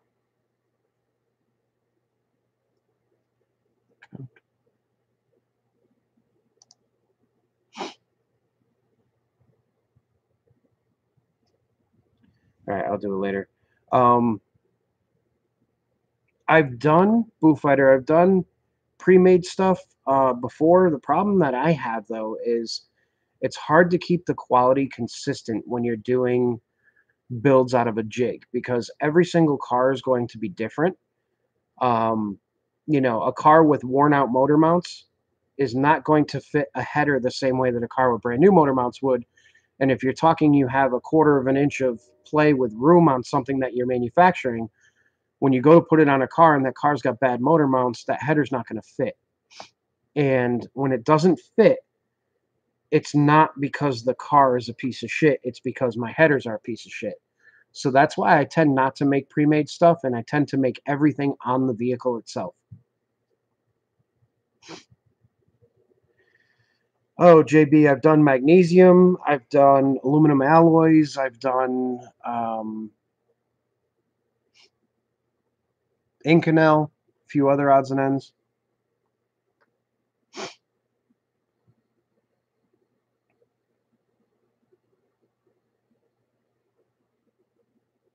Oh, nice, Dustin. That's awesome. Yeah, I try to keep a good mix of everything because you know what? Building cars gets boring. Fixing cars gets boring. Welding gets boring. It all gets boring if it's all constantly the same thing. So I like to kind of mix up what I film. And that's why you guys don't see a lot of videos from me. You see random videos here and there because usually what will happen, I'll go, oh, this is an interesting one. Let me film it. So you guys will probably see some filming on this van that I have over here that's got the massive electrical issues because that one's kind of cool. You'll definitely see the Prelude videos. Um, Certain videos of mine do really, really well right off the rip, and some don't do well at all. And then some do well over like a year's period. A lot of my repair videos are my top viewed videos, and my top money makers are a lot of the repair stuff. So, but you got to keep it fresh. A lot of these YouTubers, like Jimmy, for instance, he'll start a different build pretty much every few months. And that keeps his channel interesting because he's got something completely and utterly different to do. Whereas, like, you get on a channel where they're building the same car over and over and over again, it's a pain in the ass. So I tend to kind of toss things up a little bit. Like I showed you guys rebuilding my Jeep, and then I showed you guys, working on my other Jeep, and then I showed you guys, some general maintenance stuff and, whatever else. Yeah, exactly. The repair videos are good. And it's funny too because the repair video will get 100 views in the first week, but then 6 months it'll have 10, 20,000 views, which is awesome because it's residual income. And my biggest thing about it is I love hearing that one of my videos helps somebody out because I know a lot of times there are a lot of DIYers out there that are talented enough to do the work. They just are either afraid of doing the work or a little bit scared to jump into it. And, I think it's awesome that people can learn from videos like this. Like I still learn every day. I watch tons of YouTube repair channels. And watching those repair channels has helped me significantly when it comes to learning how to do my stuff better.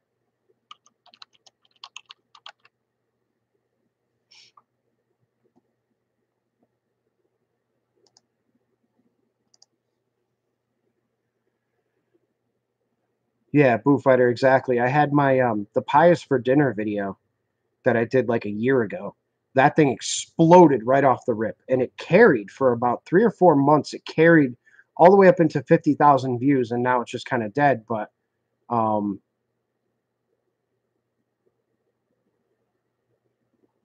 all right, what do you think of Scotty Kilmer? Oh my God,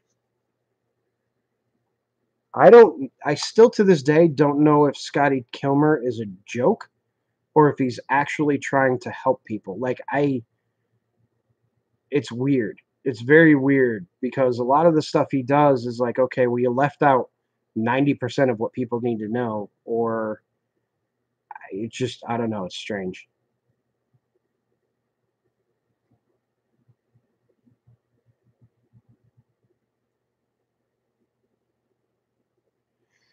Intel, actually, I'm going to be looking for a bigger shop in a couple of months, believe it or not. I am at capacity right now. And the busier that it's getting lately, I am super at capacity and over capacity. I've literally had to spend a couple of nights here because we can't leave vehicles outside. I've had to spend nights here because I have too many vehicles and I can't leave anything outside, so I have to be here, and it's a huge pain in the ass. So we'll uh, we'll be looking for a new place in the next few months, and hopefully securing everything we need to secure to get that to happen. So we're not going much bigger than what's here. I don't want to spend a shit ton of money just in case this wave crashes, which tends to happen in this business. You'll get a wave of massive amount of work and then it'll all crash and you'll have nothing. So we're not going to any, massive facility, but we're looking for something a little bit bigger.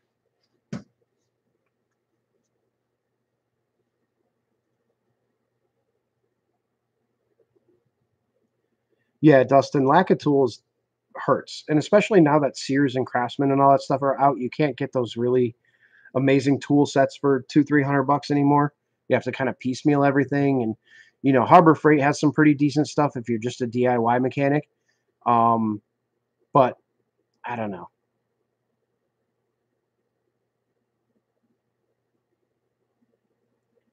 Yeah, I Kilmer kills me. I caught a couple of his videos a while back, and I'm like, ugh. And then I heard some of the bigger YouTubers like South Main Auto. He rips on him all the time, and just to me, it's like if you're going to put videos out there that are explaining to people what they need to do, then you need to tell them what to do and why you did it, not just, hey, we got a car here that's broken, and hey, look, it's fixed, and this is all it's going to cost you, and this is what you do, and it's not even close to anything that needs to be done.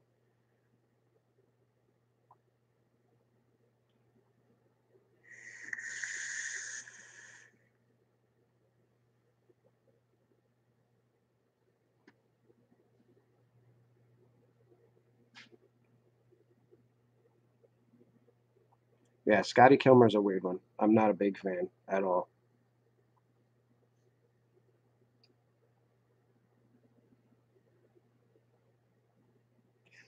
Yeah, Dustin, I really don't get it with that guy. I don't at all. But hey, he's got a pretty successful channel, so somebody's watching him. Yeah, yeah. Well, you know what? Starter placement on any K series and any Honda is a pain in the ass. So then it make every Honda a piece of shit because you can't get the starter out.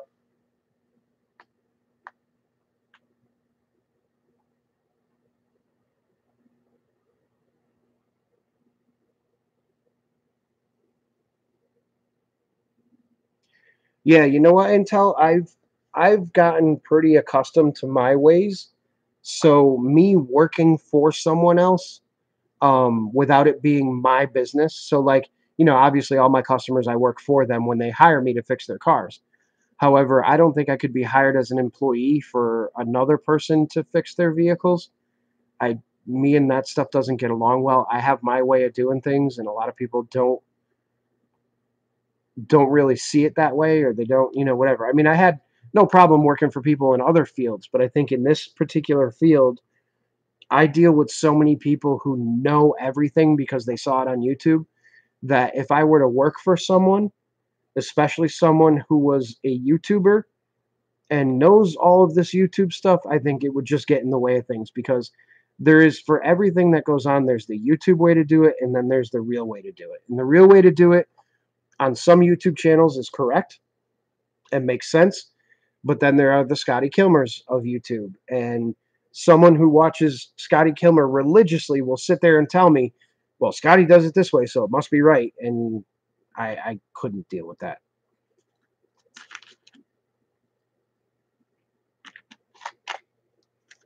No, I'll show you awful starter placement.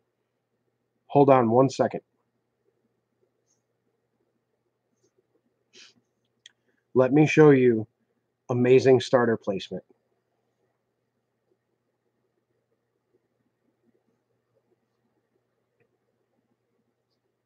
This is what makes mechanics shit themselves when they have to do a starter.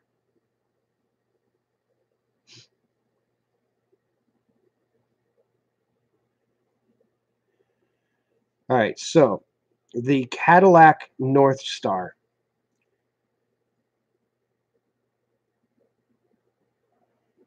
Take a look at this. So that is the starter placement on the V8 Cadillac North Star. It is under the intake manifold in the valley between the V. So you have to remove the intake manifold and everything around it to get to that starter.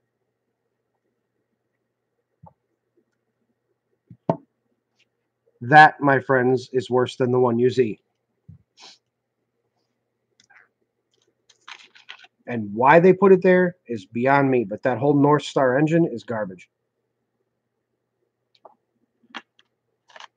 Yeah, Dustin, the head gasket blows because they never hardened the threads in the aluminum block. So you bring that thing up to temperature over 210 degrees more than once, and you're lifting a head right off of it and ripping all the threads out of the block.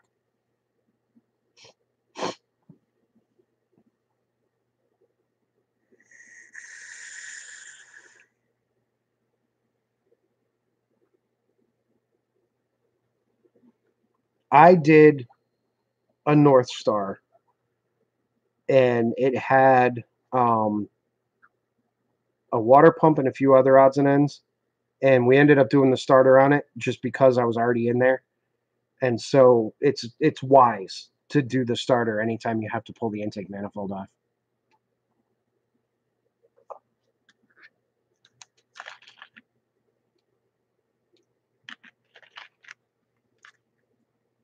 But see, it's shit like that you, if you didn't know the car world and you were like, you know, your buddy came to you and said, oh, I got this Cadillac and it needs a starter and it's got the North Star 32 valve V8 in it. And you're like, oh, yeah, starter, that's no problem.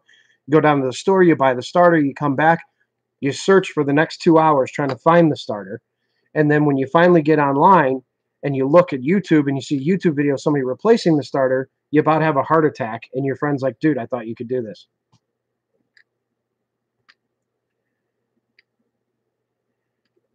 $3,100, $3,400, and $3,800. Immediately what comes to mind is intake manifold gaskets.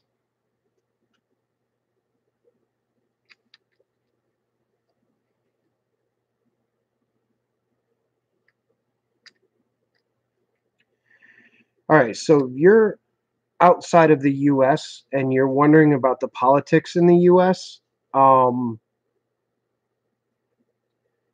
The President of the United States of America is pretty much just the face of the country. There's really nothing.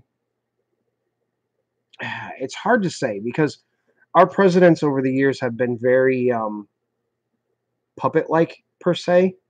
They're just kind of a face to the country.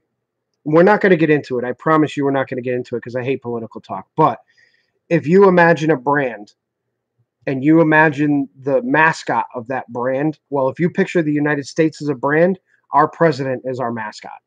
And that's basically how it works. And so as far as what I think about Trump, I really don't have any opinion on him. Just like I haven't had an opinion on any of the presidents for the most part.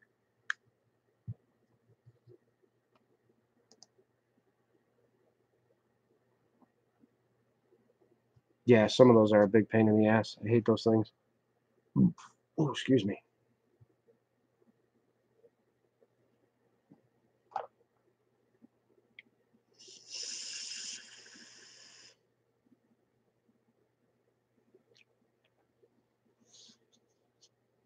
Yeah, I don't really pay attention to much of the political stuff, and I really don't have a strong opinion either way.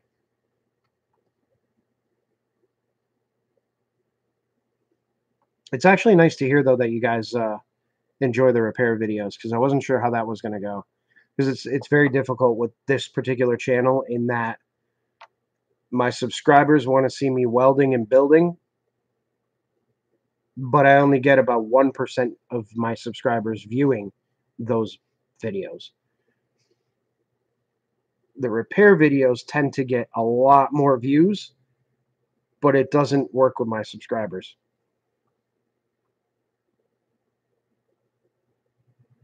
Sure, I did answer that one.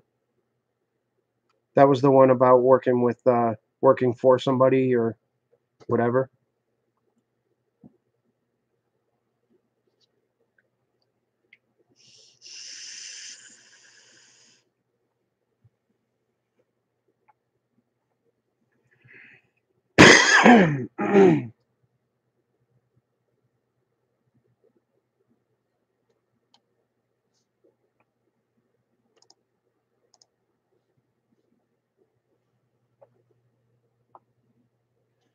Alrighty, Boo Fighter. Have a wonderful evening. Good night. As the Jamaicans say, hello, good night.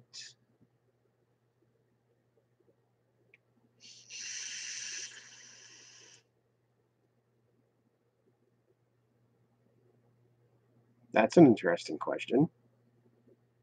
Would I ever build a wall around the shop? What exactly do you mean by that?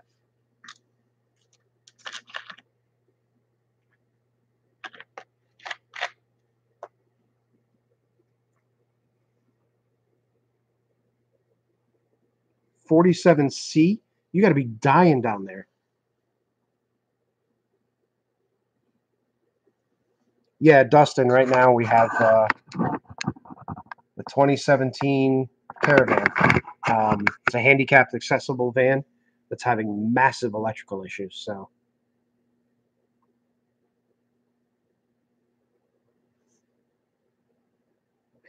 Rascal, what do you mean build a wall around the shop for what? What am I trying to do?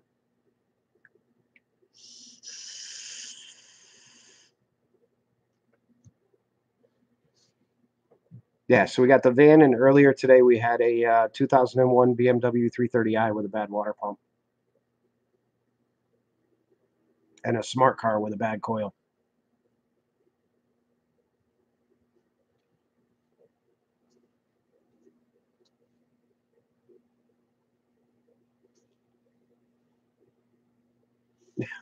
Why would I want to keep Ruddy out? He's a cool kid.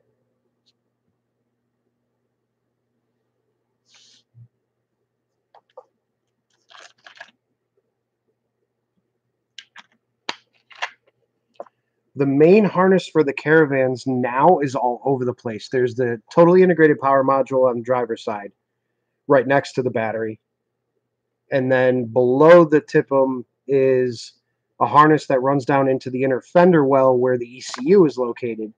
And then from there, the harness runs inside the vehicle and down the center of it and everything.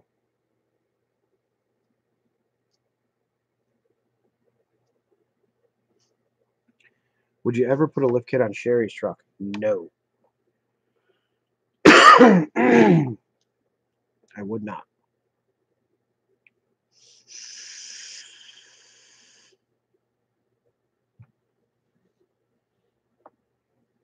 Her truck has way too much chrome on it to be lifted. That thing needs to be on 24s, bumping with some chrome shit all over it.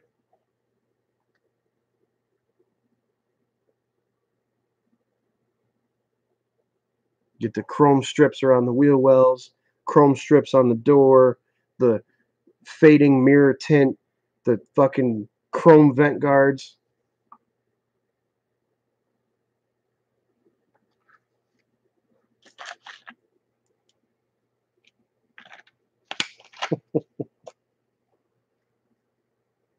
Have you any funny stories?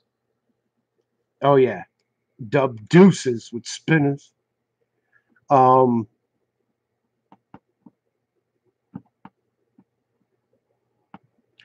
I have never considered leaving the U.S. However, I probably wouldn't mind living in Canada.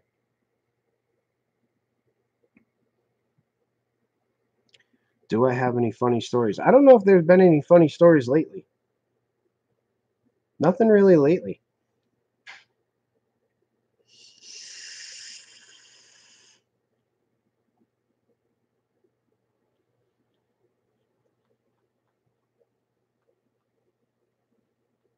Yeah, the Prelude's a funny story. That's for sure.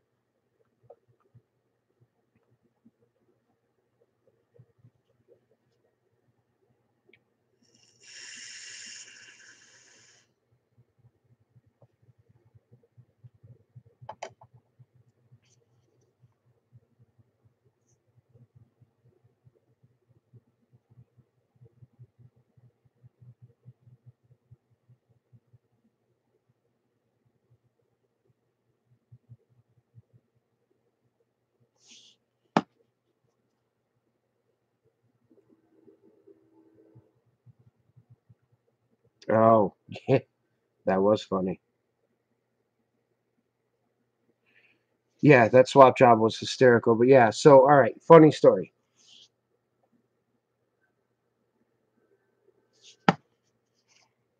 We were Sherry and I went to go grab something to eat, and she'll correct me if my details are wrong, but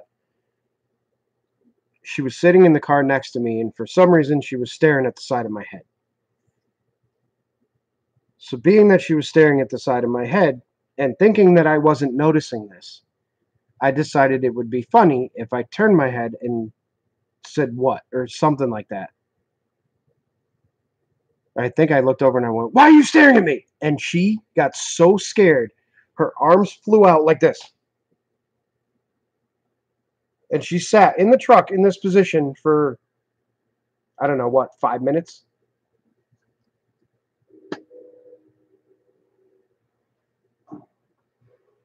Oh, God, I hate those bro dozers with a passion. Can't stand those things.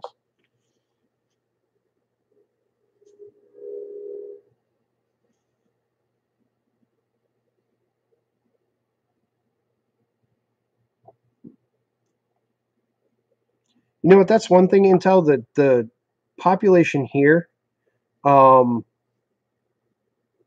are very open minded. There's quite a great car community here still. Um, and a lot of it's on YouTube.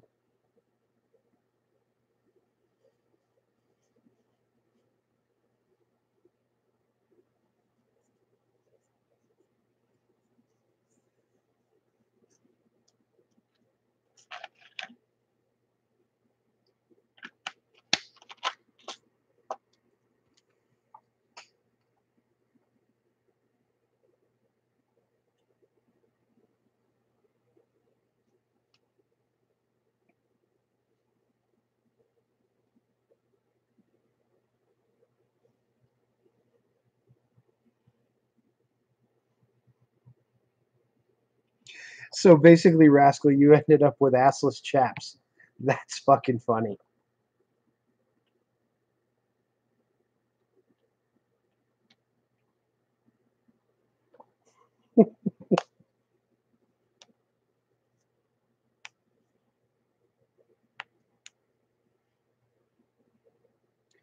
Yeah, I think you know what?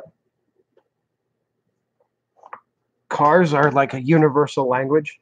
And if you find the right people, like if you do come to the United States, do not get yourself involved with Corvette owners. Do not get yourself involved with, well, Camaro owners, Mustang owners. Just don't. If that person says, "Oh yeah, I drive a Corvette," run in the other direction. If you hang out with Subaru guys, if you don't vape, you're going to have to, because that's kind of a requirement in the Subaru community is you have to be a vapor and you got to, blow O's and shit.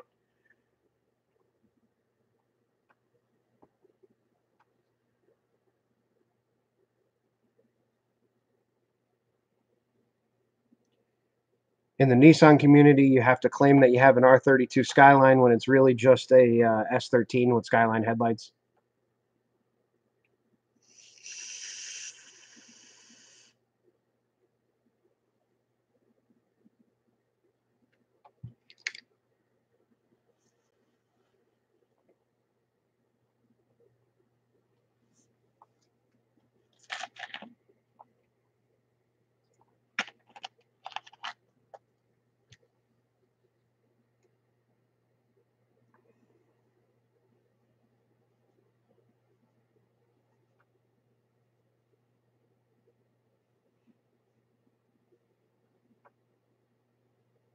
Intel, do you speak English fluently?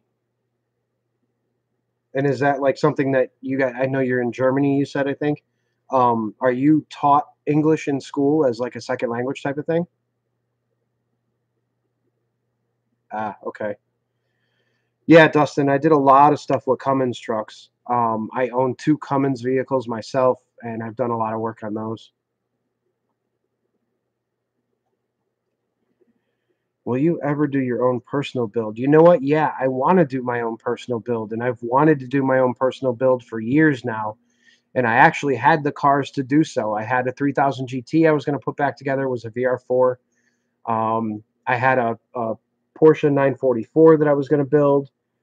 I've had quite a bit, and unfortunately, it just wasn't in the cards. I ended up having to sell a lot of the stuff, and kind of bummed me out. Still bums me out to this day, but you know, I guess I put this business in front of myself a lot, which this business is who I am. So it's kind of a difficult like scenario when I know I want to build a project for myself because I miss having projects for myself. But at the same point in time, I also know that I want this business to be ultra successful. So there's kind of a sacrifice that you need to make.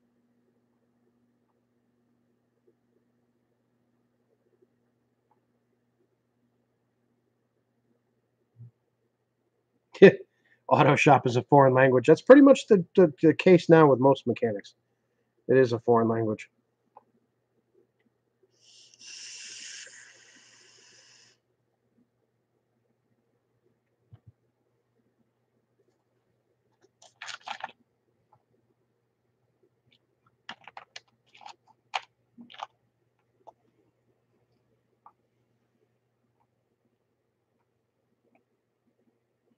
Yeah, I don't know. Maybe one of these days I'll get to build something for myself.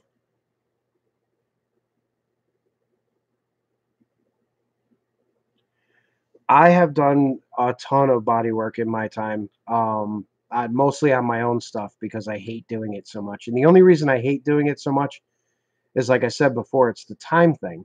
Like, I'm a guy who likes to bring in a broken vehicle, diagnose the problem, fix the vehicle, and watch my smiling customer leave with it. When you do body work, it's like, all right, you got to sand it, and then you got to wait, and then you got to fill it, then you got to wait, then you got to paint it, then you got to wait. And it's just, I can't stand all that waiting. I want the car in, done, and out.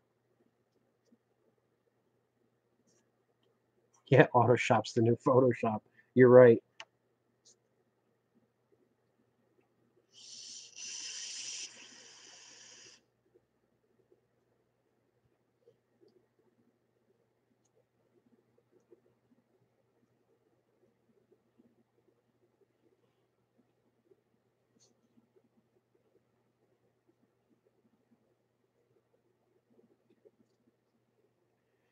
How do I like the new M2? I think the M2 is pretty cool.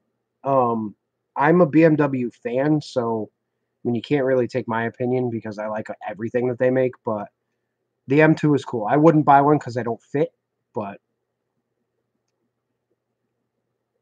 I'm more of a 5 Series guy because they're more my size.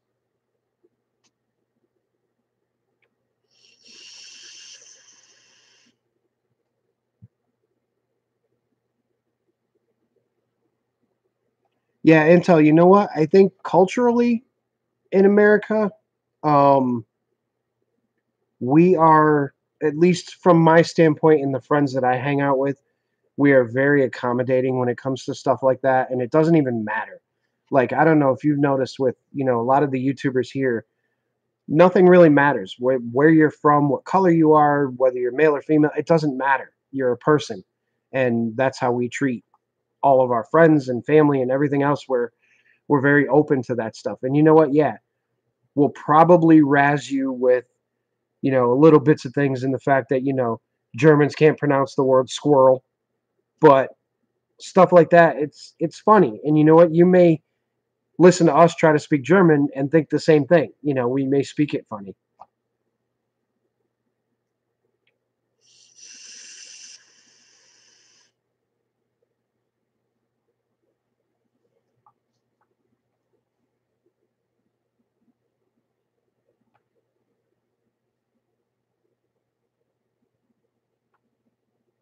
Oh, that's awesome.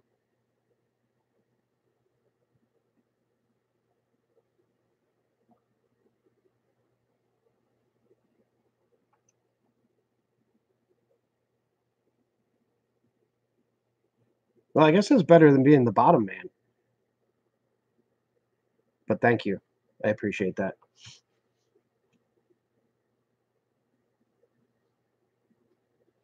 Yeah, I'm still here.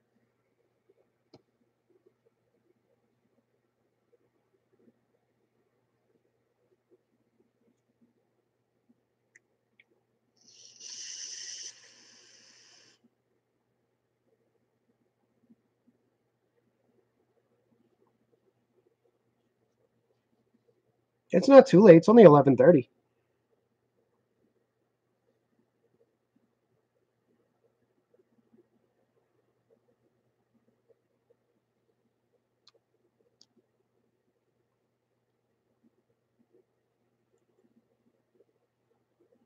Cheese.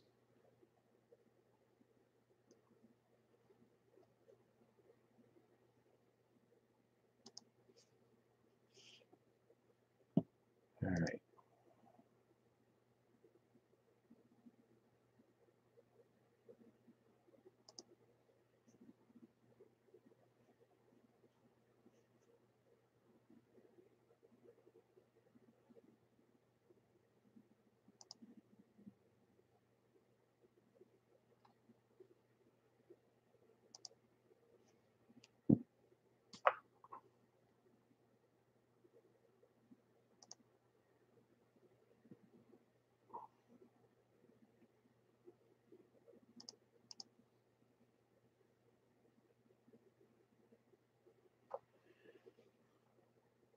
No, we didn't get a foot of snow. We got like 2 inches of snow and then 2 inches of ice, and then it was wild. What would be your car or bike to build from scratch?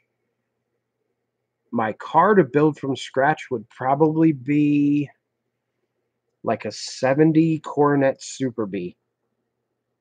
I love those things. Probably do a 440 or a Hemi if I could afford it.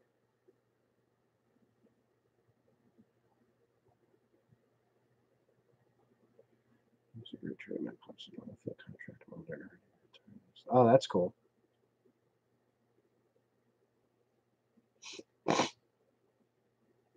Yeah, the Super B has always been a favorite of mine. Really love that car. But the Mopar stuff is so hard to get now, and it's so expensive.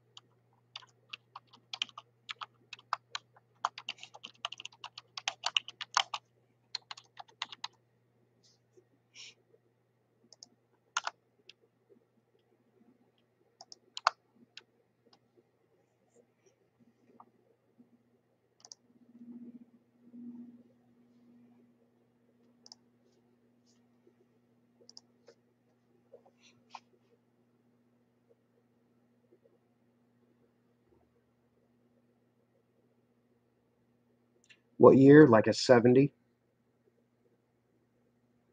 I think 2 to 3 weeks is reasonable for a United States trip if someone like me would like to see a little bit here and there and do some car stuff and just spend time with people, see the culture over there. Yeah, you know what? I think 2 to 3 weeks would be good. Um, I know over in Europe, if you've never been in the United States, over in Europe, you guys are all very tight knit and very close, so you can get places really fast.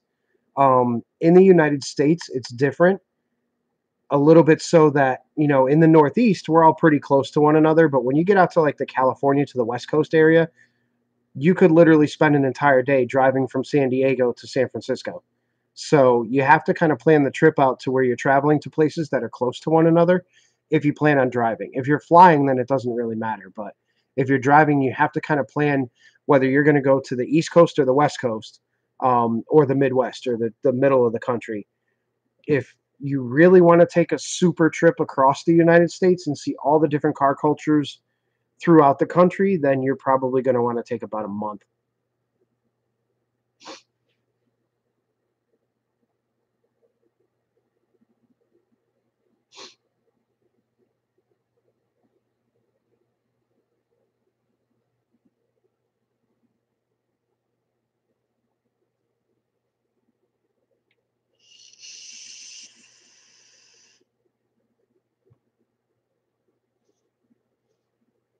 Yeah, Colorado is cool.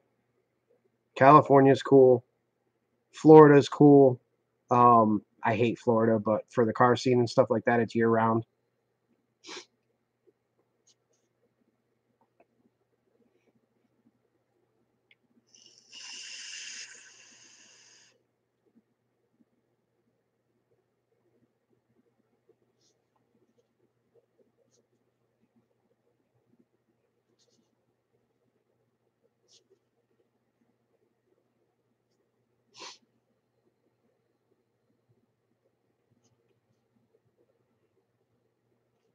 Yeah, Florida, there's a lot going on.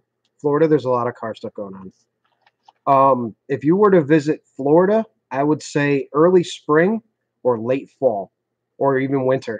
I mean, you do not want to go to Florida in August or July or June or May or September. Hmm.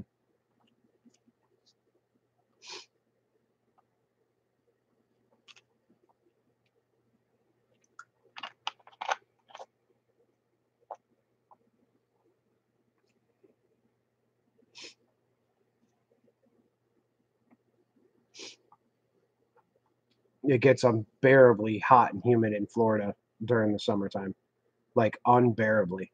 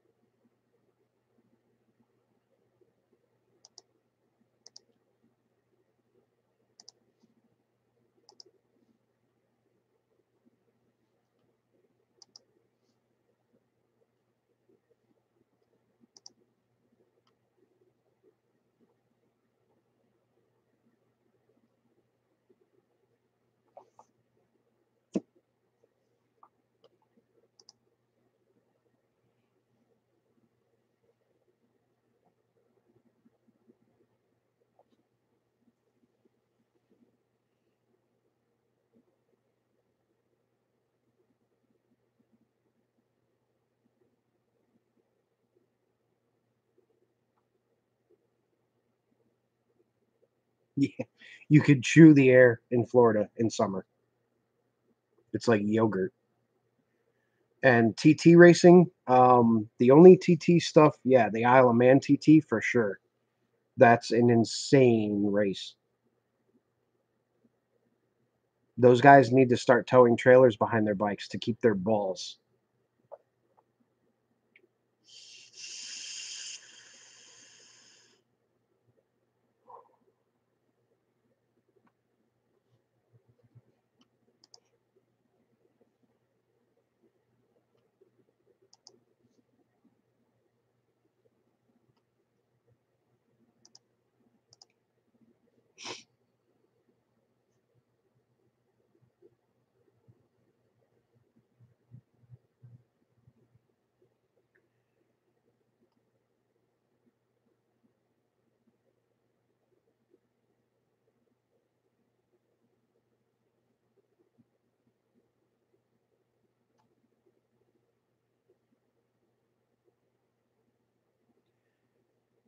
You know what, Intel? I know a lot of. I don't know that it's so much Europeans in general, but I don't know. I haven't really heard any stories of cops being nasty to Europeans. Yeah, Dustin, I did. I smoked for 25 years, somewhere around there. Yeah, something like that. About 25 years. And I still do occasionally, I'm not going to lie.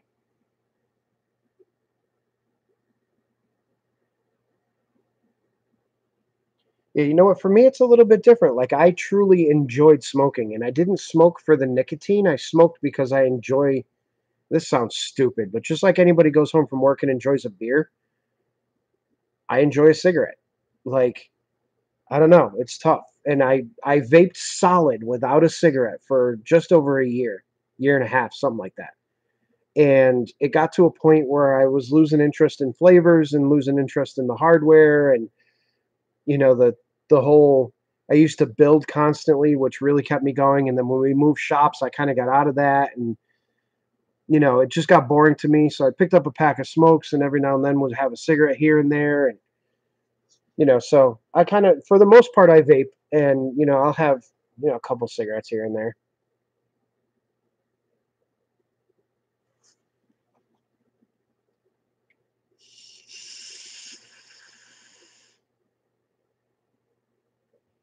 But I just bought a bunch of supplies, and I've been making, like, I made this strawberry quick juice. That's actually what I'm vaping now. It's amazing. By a guy called Wayne Walker, DIY or die. And then I mixed up this Apple Jacks one per Sherry's request, and that actually came out pretty good. Needs a little bit more apple, but the Jacks part is down for sure. And then I mixed up a few more. I have, let's see, mixed all these up. I got a rainbow sherbet. Um, this one's like a Pacific cooler. This one is a strawberry. And then this one, I'm waiting. This one is actually Fruity Pebbles, but it has to steep for about 14 days or so. So I'll give it a shot. But I did this one with something cool. I actually, instead of using lemon lime, which I hate, I used blue raspberry. So it'll be like Fruity Pebbles with blue raspberry. So that should be pretty good.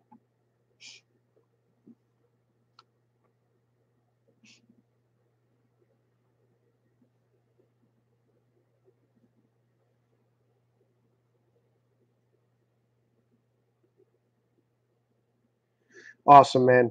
Thank you so much for hanging around. It was really nice talking to you, too. I love talking to people overseas. It's very cool to see the differences between our cultures. And I'll be on the lookout. That would be so cool to get some stuff from Germany.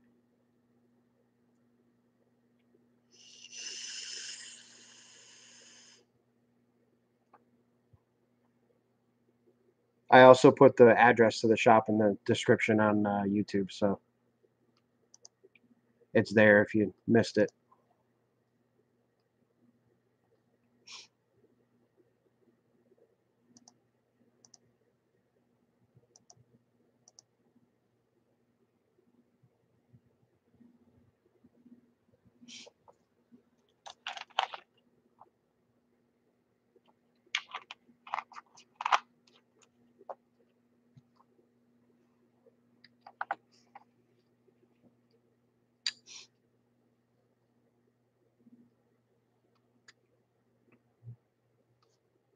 Wow, 2 hours and 11 minutes already.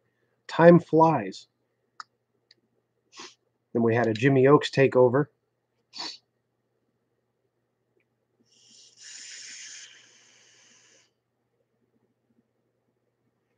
Yeah, Dustin, it actually does. Um, right now, I have one electric heater running, and it's 70 degrees up here.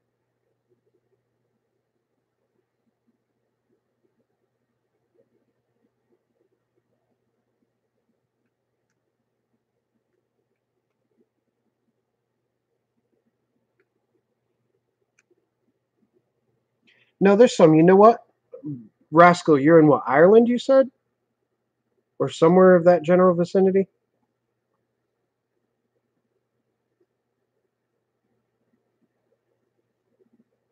I don't remember offhand.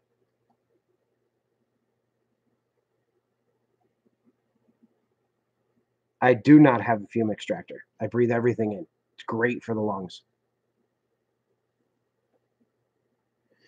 Yeah, so Ireland, let's just put it this way. And for those of you guys who are in Europe, when I say cultural differences, I don't mean like that term in a way that says that you guys are so much different than us. I say that in a way that the US overall has a very short history, um, whereas Europe and the European countries, your history goes back way further than ours. Your traditions go back way further than ours. Um, Especially like on the west coast of the US that was settled last, the history doesn't go back all that far. So there's really not a whole lot of stuff there. Hey, what's up? And the cool thing about Europe to us, anyway, people who are interested in that, is that you go to Ireland and you see structures and buildings and traditions and everything else that are older than the country that I live in, which is amazing to me. So that when I say cultural differences and stuff like that, that's what I mean. It's like everything in Europe is so much older than it is here in the United States. There's so much more history and there's so much more culture, and it's just overall a different experience.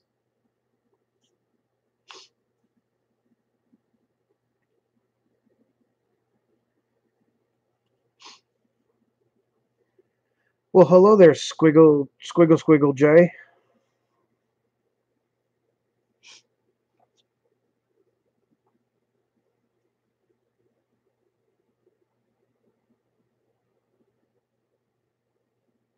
Yeah, we are Americans, and you know what? I'm proud to be an American. But at the same point in time, I understand that there is way more out there in this world that's got much, I don't want to say much more interesting, but very interesting to see what else is out there. What's up, Jason?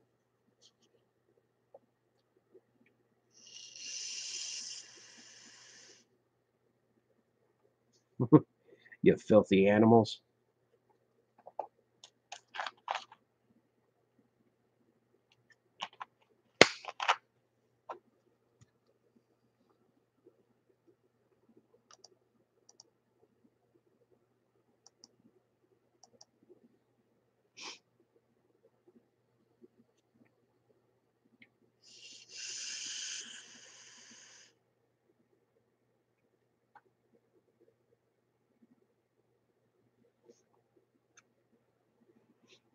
Weather in CT is actually like summer. It's like 35 degrees. Ooh, it's actually going up. I swear to God, this is the only area of the country where the temperature goes up when it gets dark. How long have you been in that shop? Share what, a year and a half? I think now we've been in the shop.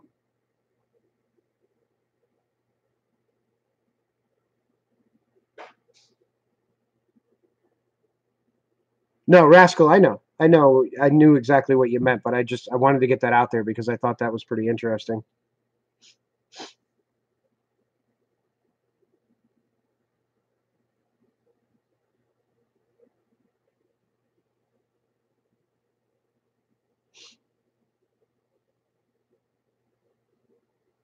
Yeah, it's literally in the 40s now. Yesterday it was 1, today it's 40. And it's going to be 50 tomorrow, and then it's going back down into the 20s again. So, like they say, if you don't like the weather in New England, wait a minute.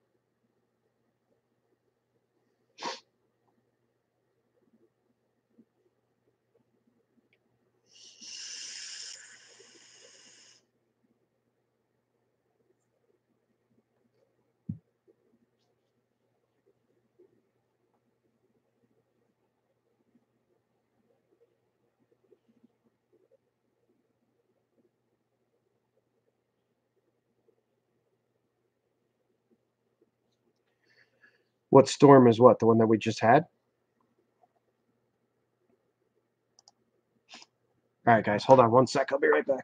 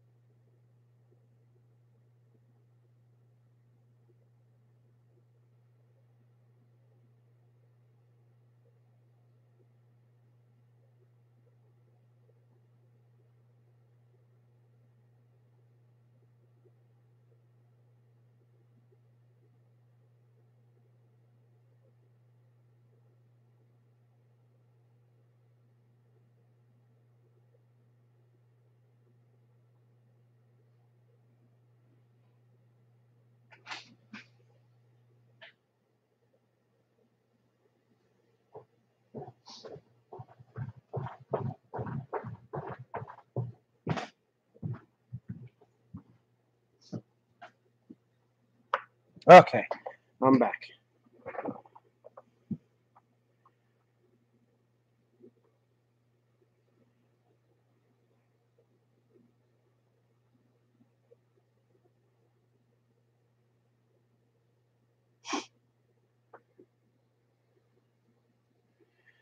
Yeah, I don't think we had a name on this particular storm. It was just something that was like, oh shit, a storm, and it happened.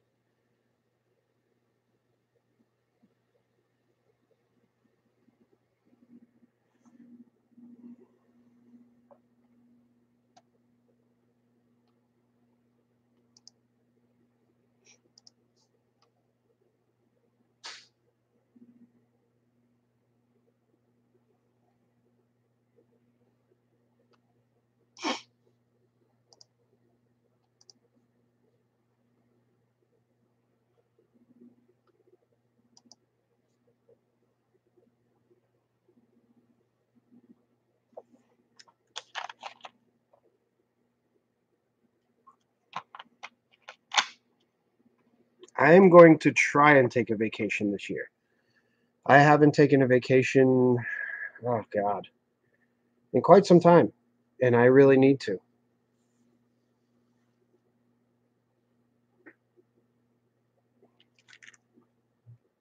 Dry roasted. Are you guys seeing that backwards?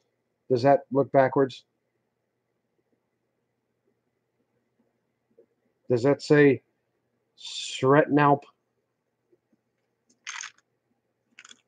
Because I see it backwards.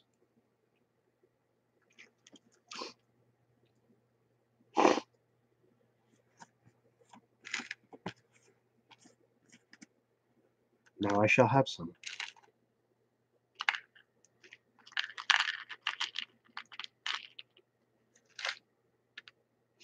Okay. Wasn't sure if you guys were seeing things backwards or if it was just me.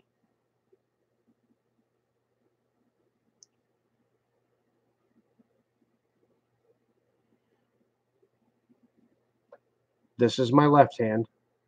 This is my right hand. So if we're sitting this way, the fridge is on the left.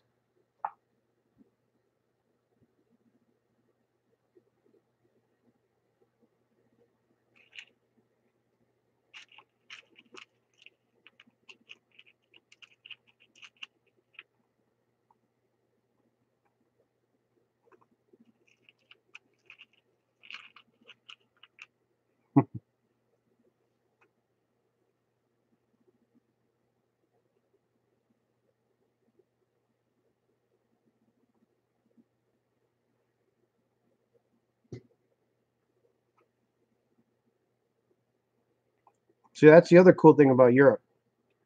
You just said other side of the country, but only like 2 hours. to us, other side of the country, is 40 hours plus driving.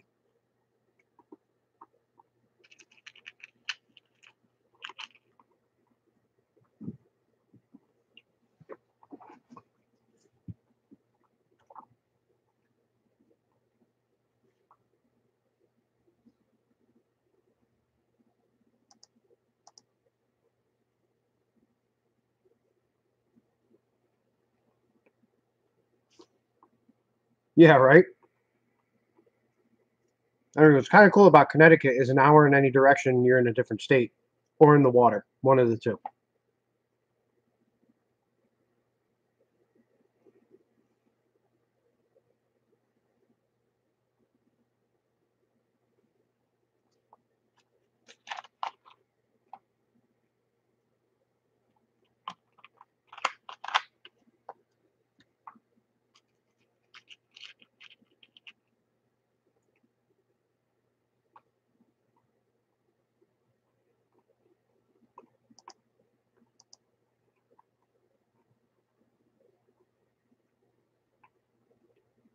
Yeah, Canada's the same.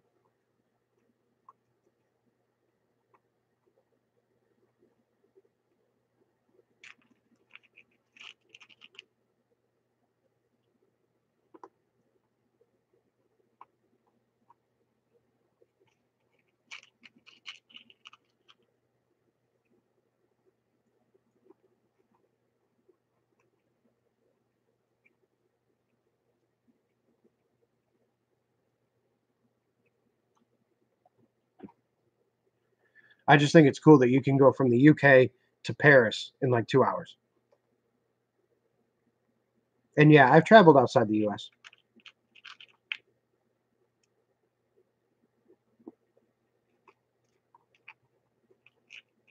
Been to Mexico, Turks and Caicos, Cozumel, and a few others.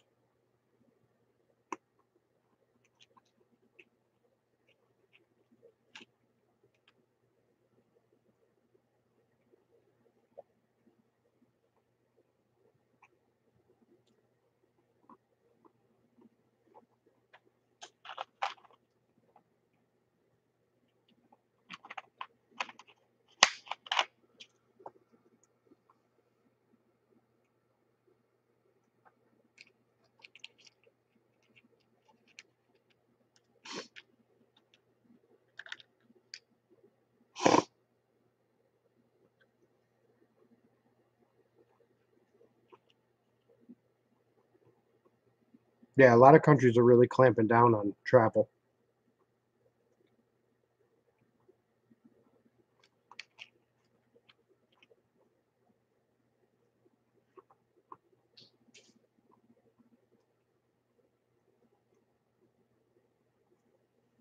Oh, wow, that's cool.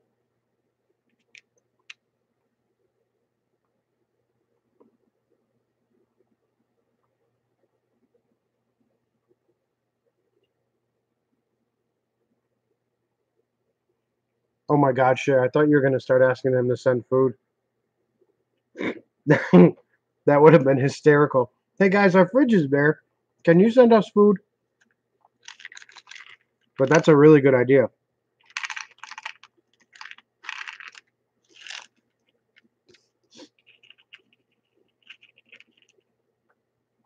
Fridge magnets would be awesome.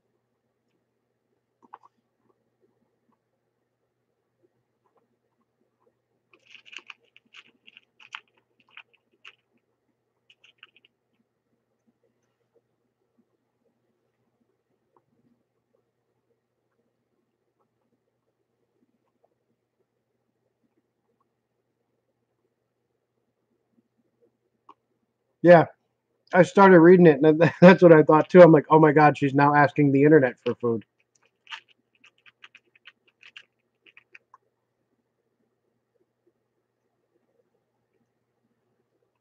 Yes and yes, Mike.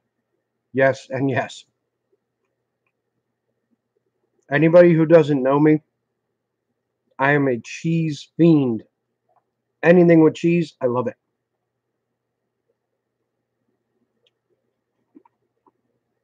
I've actually driven to Vermont just to get real Vermont cheddar cheese.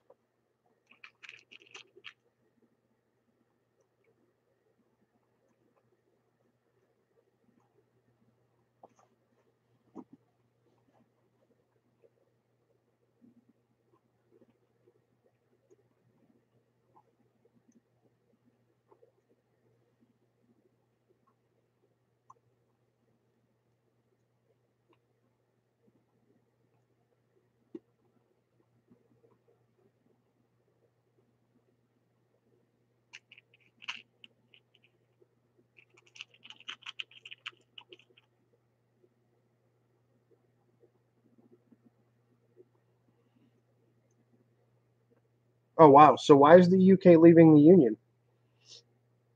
And that's going to suck.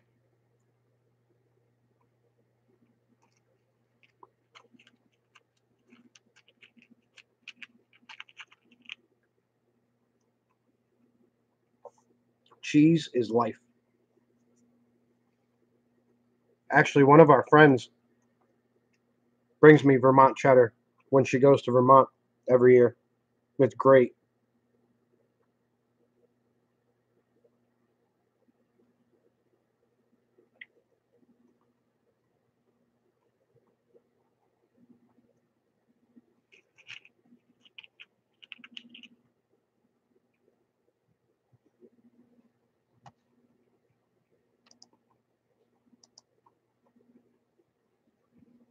Hey, Kiefer, what's up, man?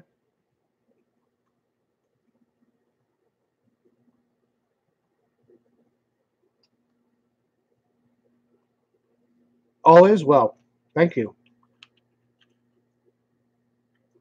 Sitting here chatting with you guys and eating peanuts.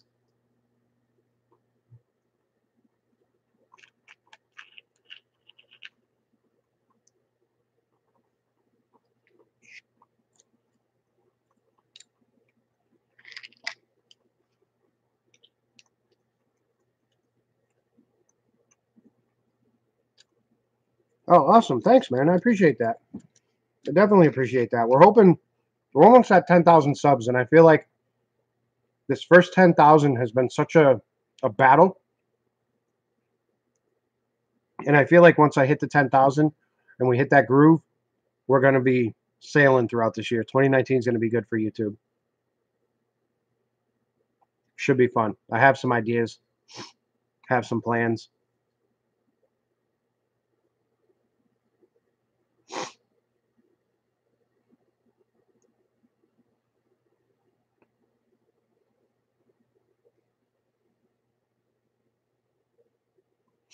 Oh, nice, Mike. That's awesome.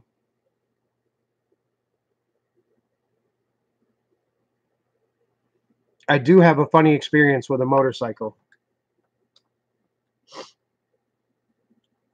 Yeah, I'm hoping so, Kiefer. We like to keep it crazy. We like to keep it all over the place. You might see me cutting a block of wood one day, fixing a car the next, and building a car the next. So I think that's the way we're going to keep it.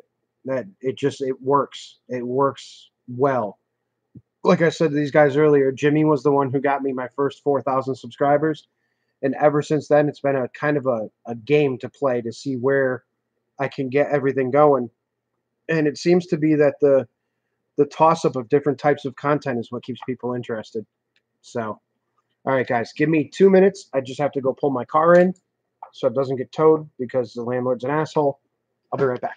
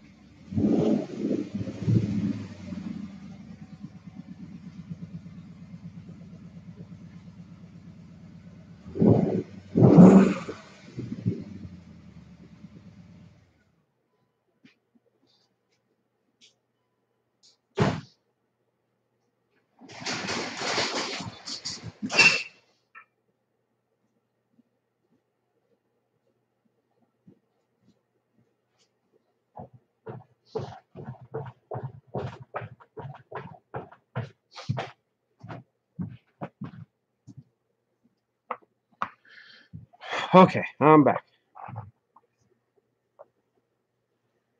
Have fun for the SIG.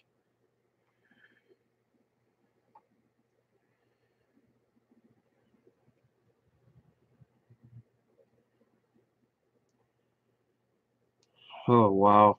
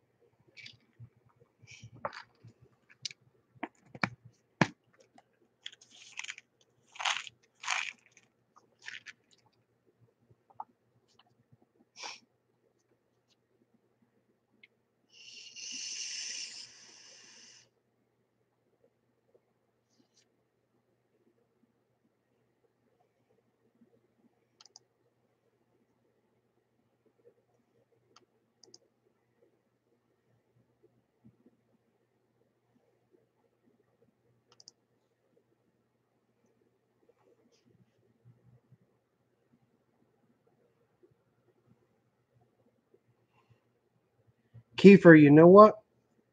Uh, the thing is, I know how to tune.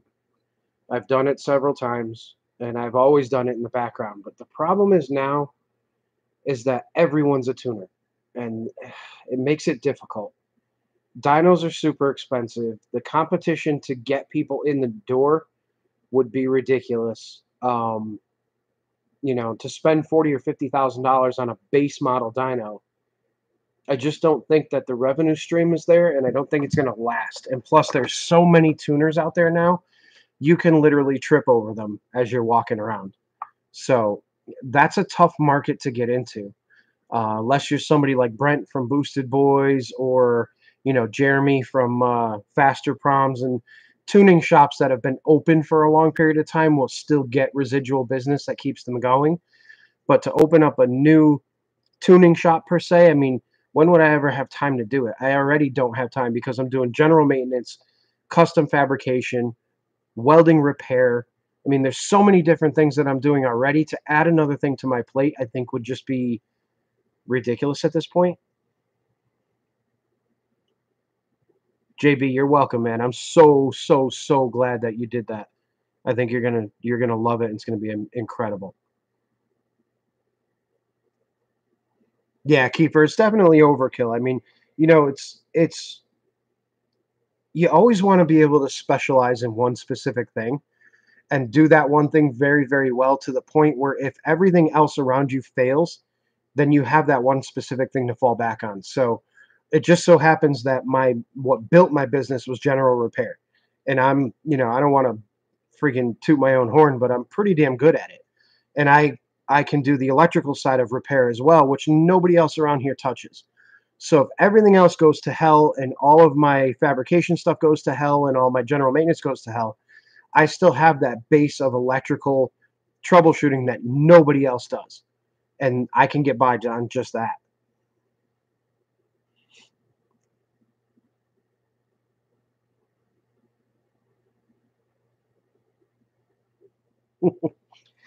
Well, you work for Cadillac. I am going to send you everyone that has a North Star with threads that pulled out of the block. That'll keep you busy.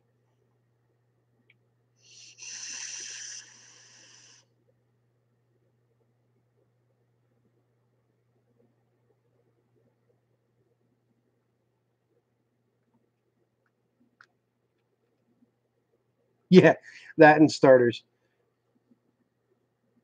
And that stupid intake boot that's between the intake and the intake and that fucking plate, the one that always rips right there. You gotta take the whole thing apart to get that goddamn boot off.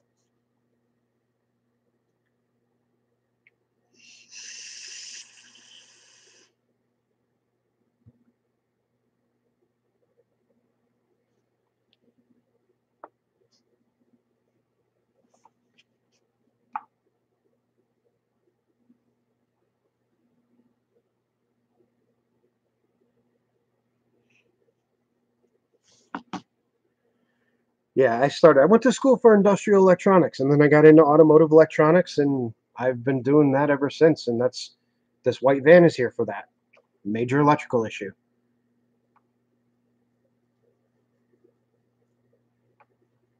So I really enjoy doing those. Those make me happy.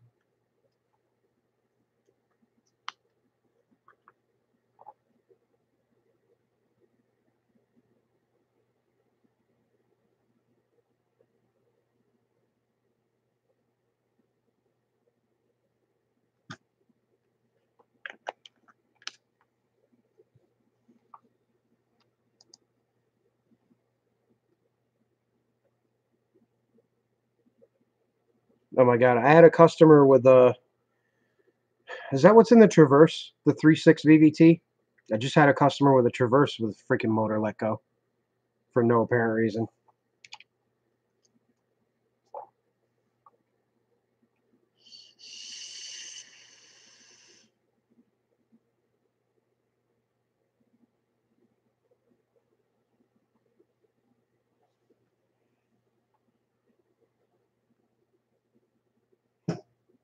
Yeah, that's what I thought. That motor's junk.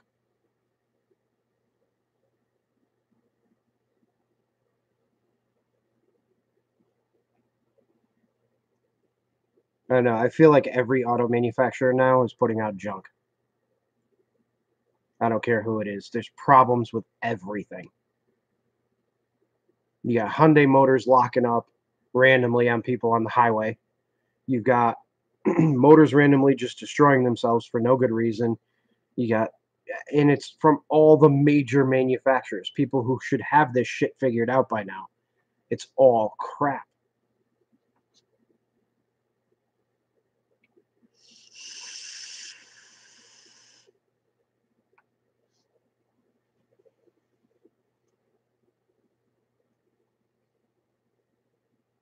Hey, Bruce.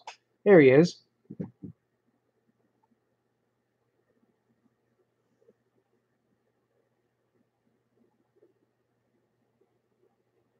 Yeah, I don't know. Everything is fucking shit these days.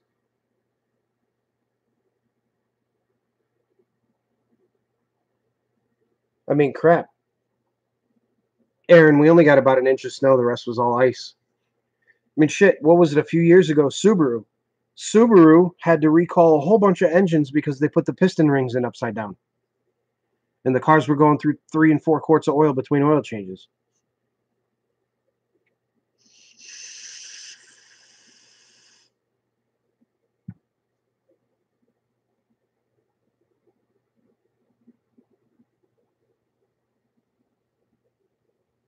Oh, wow. That's a lot.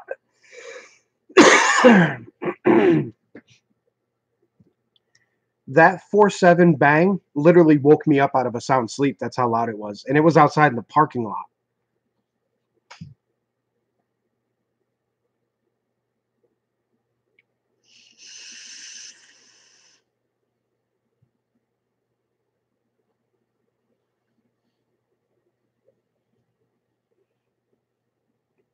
Yeah, it's unreal how shitty this stuff is now. And it's every manufacturer. There's nobody out there that's making a good motor. Even the LS based motors are garbage now, too. I mean, shit. How many of them 2015, 2016s are you seeing bad vacuum pumps? You're seeing freaking all kinds of crazy shit.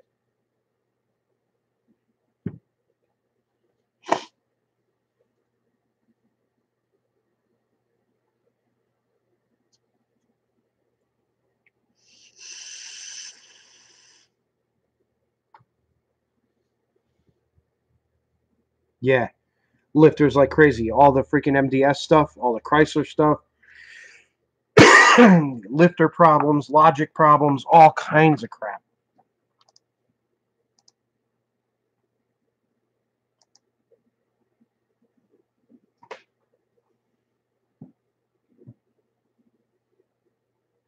Yeah, I don't know. The old stuff, I mean, even my E39, my BMW, that needs a bunch of timing work right now, but that's got 160K on it that's been flawless. And then my Grand Cherokee's got the old pushrod 4-liter in it, and it's absolutely perfect. There's nothing wrong with it. But I mean, shit, you buy, an F-150 that's 3 and 4 years old, and you're putting cam phasers in it. And then you're doing cam phasers, you might as well do chains, and then you're doing tensioners and guides and everything else. And it's out of control with these cars now. The technology has surpassed the availability of parts that will sustain the technology.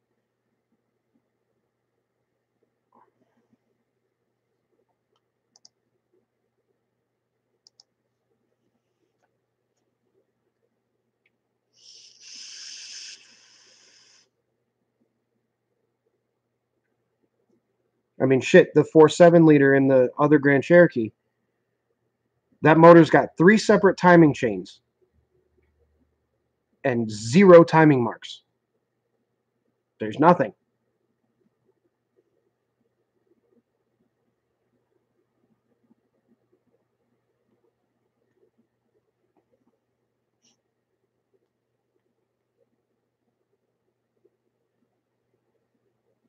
Yeah, that was an awesome build. That was definitely an awesome build, Bruce. That thing's gonna put in some work.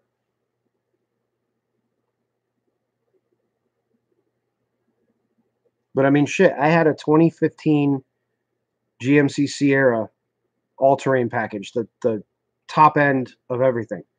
By the time I hit 10,000 miles on it, the motor was ticking, the high-pressure fuel pump was loud as shit, direct injection was loud as shit, the vacuum pump was starting to go, and it was leaking coolant.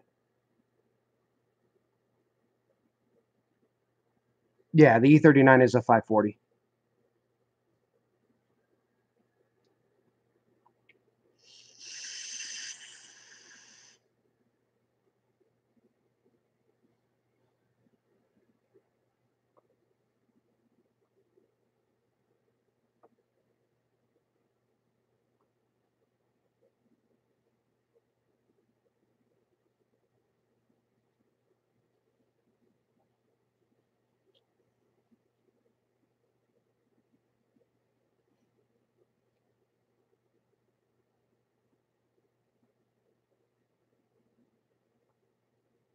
Yeah, I still had AC. I'm glad I got rid of the truck. It had, I want to say, 16,000 miles on it.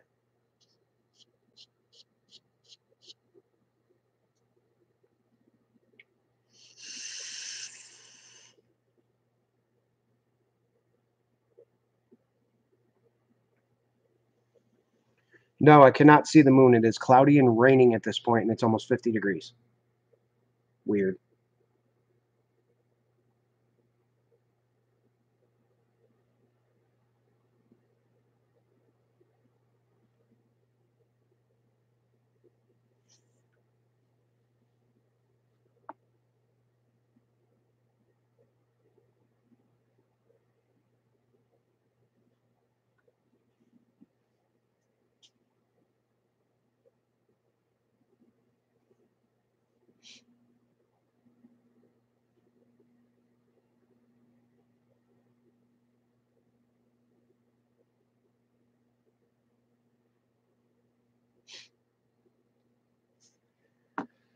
Oh, let's see. My everyday carry is a Gen 3 Glock 27.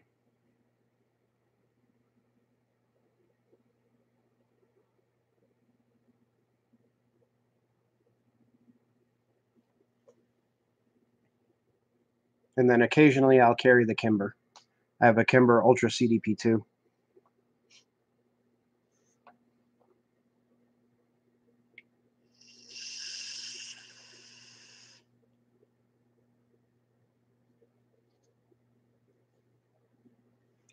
And yeah, I haven't really modded the BMW very much, Mike. It's got an exhaust on it, and that's really about it. I have to do all the timing stuff on it because I actually broke a timing chain guide. So I need to fix that. Guns don't kill people, rappers do. That's hysterical.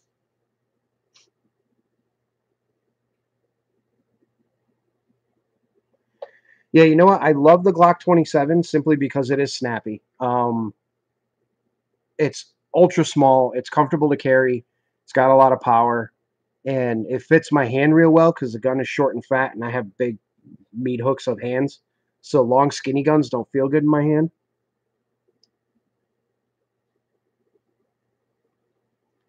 But Sherry was the same way. When I took her shooting with the 27, she was having a lot of trouble with the 27 and holding on to it.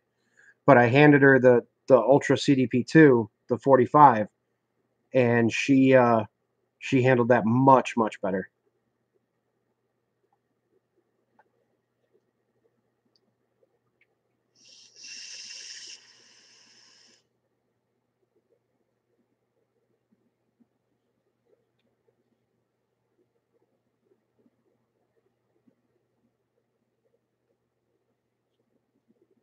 Yeah, Dylan, that's pretty cool.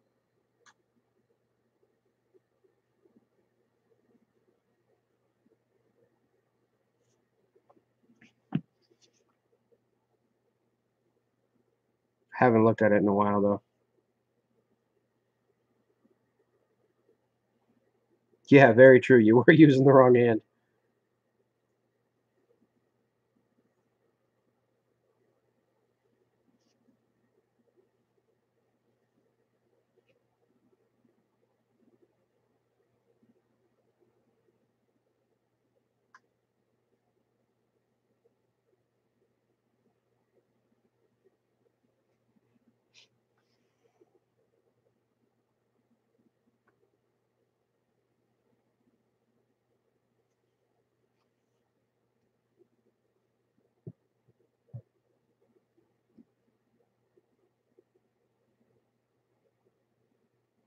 Oh, what did they have up? I didn't see it.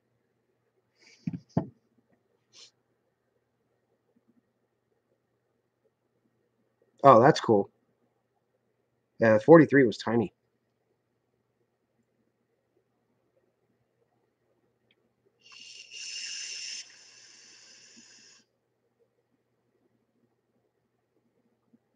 Sure, you definitely did better with the 1911 though than you did with the Glock, hands down. Even when you figured out the right hand.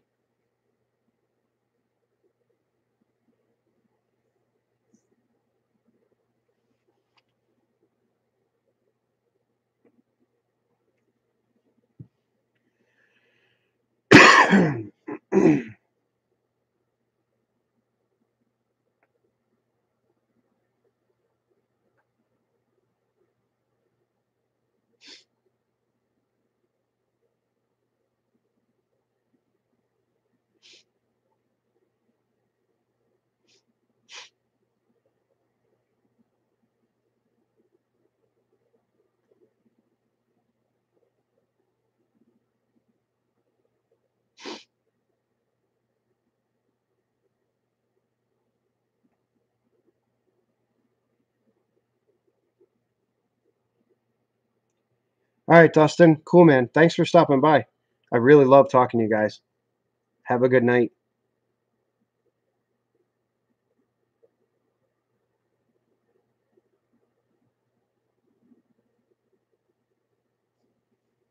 Americans should buy Nerf guns to cut down the deaths.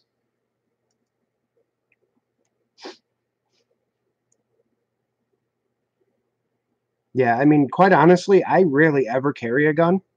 Um, my size is usually intimidating enough to stop anybody from doing anything. I mean, I'm 6'1" with boots on, and I weigh 260 pounds, and usually I get up out of my vehicle, and whoever's causing issues just stops. And then usually right behind me is this guy, and people get scared shitless of him, so they don't come near me.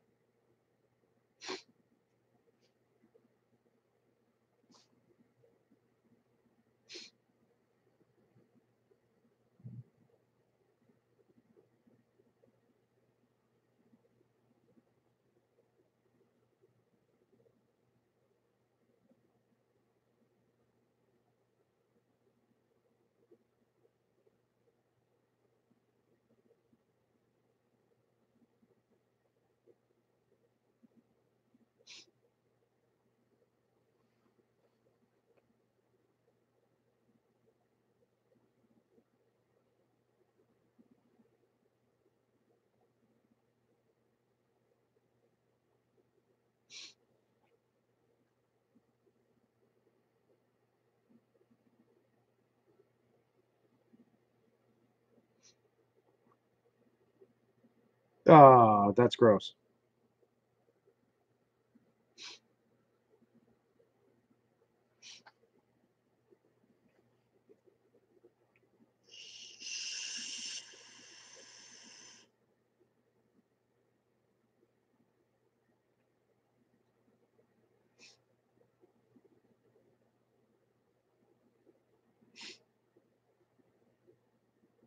And that shit is so hard to get off too.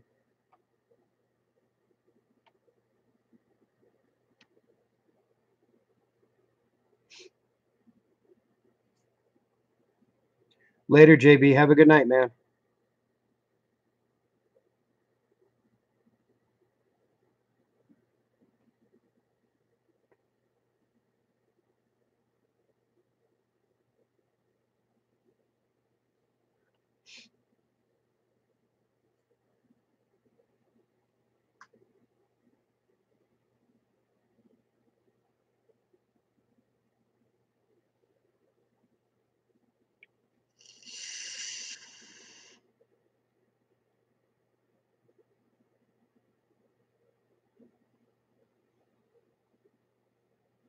Oh, that's the worst.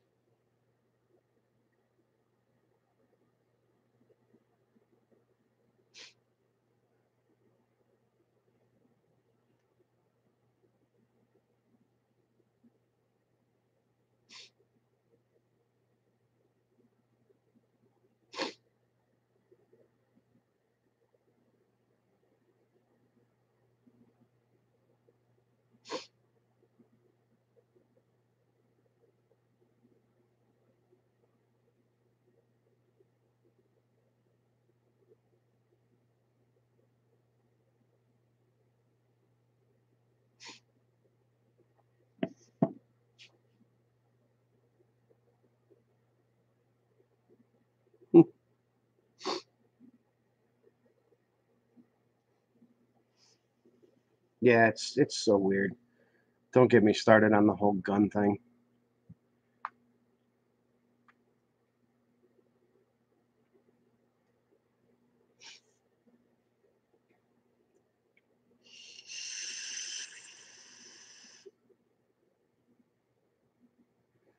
The world is full of crazies, and it's always been full of crazies. You just see it on TV more now.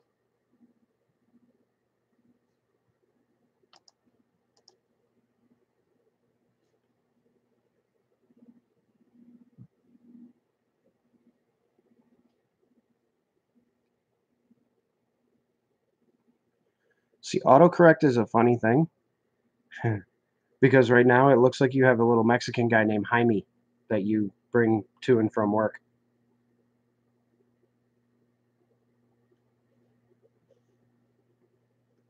I basically started with firearms when I was probably 20, 21.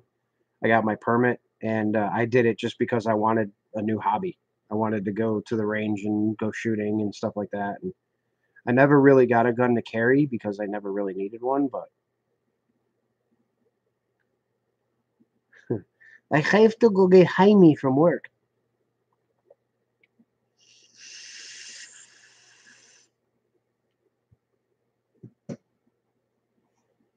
Hmm. See, Mike, it was a good day.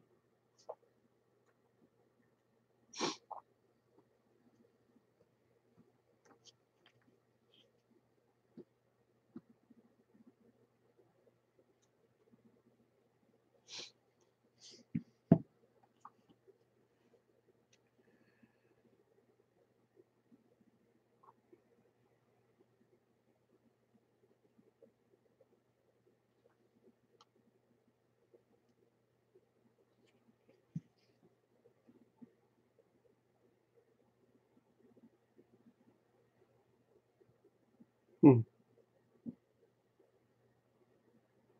Yes, much less hassle in the castle.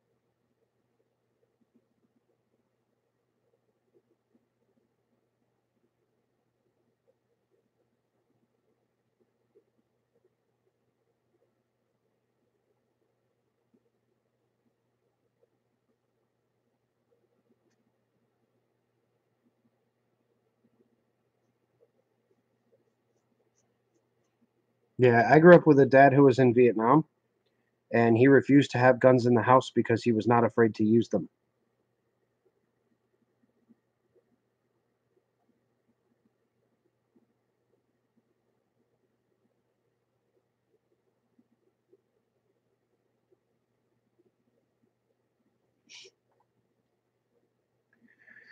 No, we really haven't. We haven't really had much snow this year at all.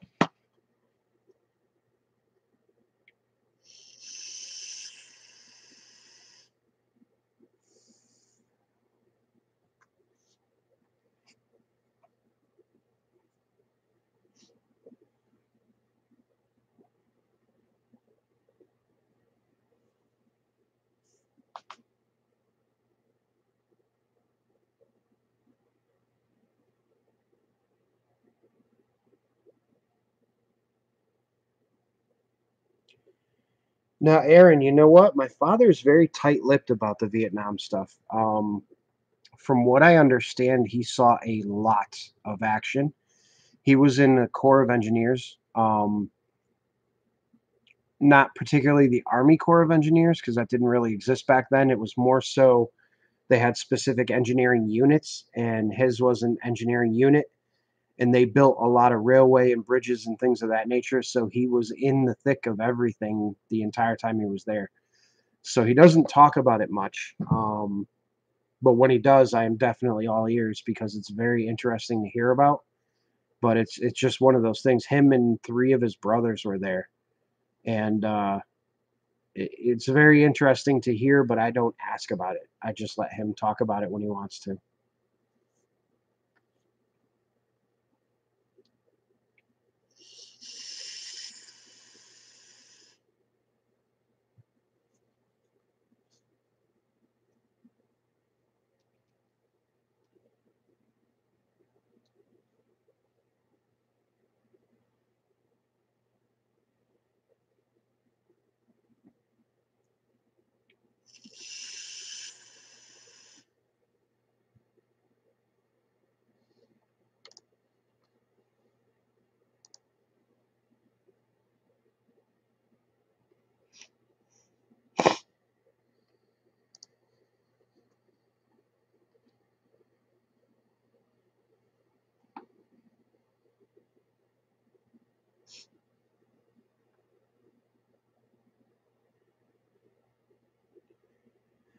Yeah, you know what?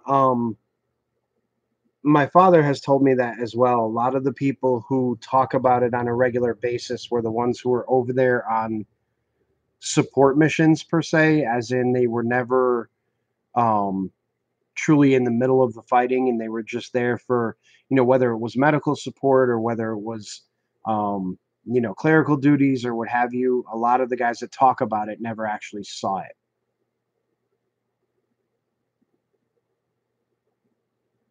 And what's funny about my father is my father was a I don't know what they called it, but a certified marksman for the army, and he is surgical with a weapon, which would explain why he doesn't want anything in the house, because he is so good with it. He for years told me that he hated guns, hated guns, hated guns. And we went to the range one day, and he picked up my pistol and he put 6 rounds basically through the same hole. And that was with a gun he'd never fired before. So he was on target with the first round, and then he put the other 5 basically through the same hole that he made with the first round. So to be on target first round, new gun, and then literally blast 5 more within an inch radius at 30 yards was insane to watch.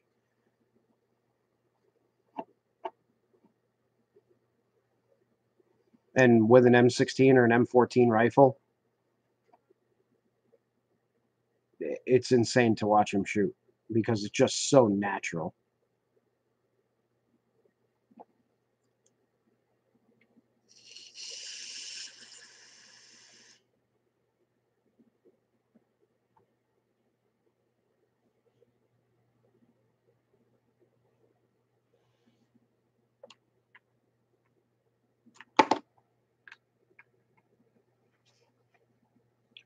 Yeah, he doesn't talk about it much, and when he does, it's pretty cool. I get to find out some interesting things, and I do have some pictures from when he was in Vietnam.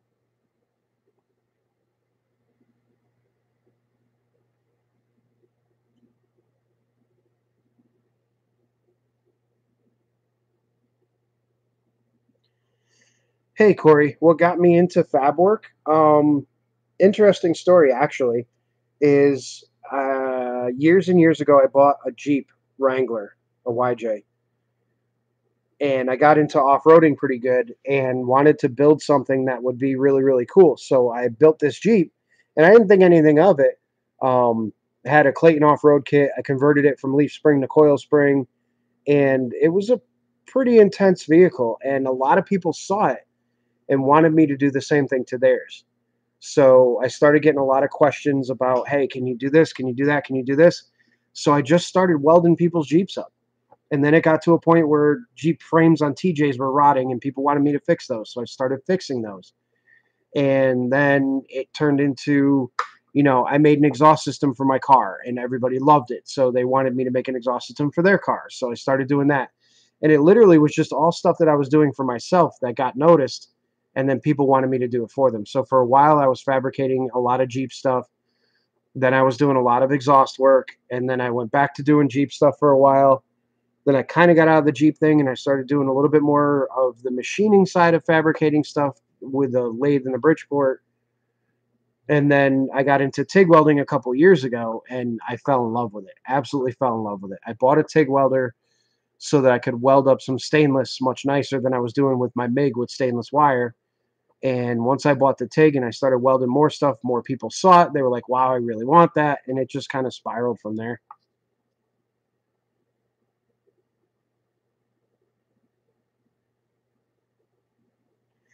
Yeah, Aaron, my cousin Jeremy did 2 tours in Iraq, and in both tours he's a Marine, and in both tours he was on the front lines, and he never will not say a word about any of what he did over there.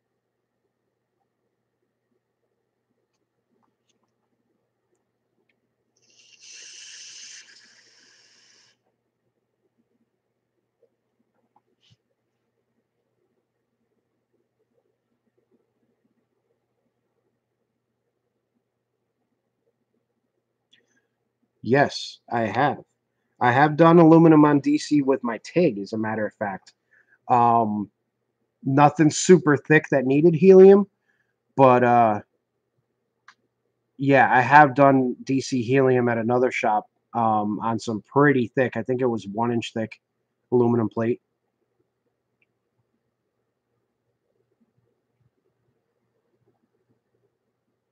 No, you know what? I never did anything with Rudnick's buddy. Seems like a really good dude too, and he does really nice work. So, but they're about an hour and a half north of me. So I've never really done anything with him, but he's definitely a good fabricator when it comes to Jeeps.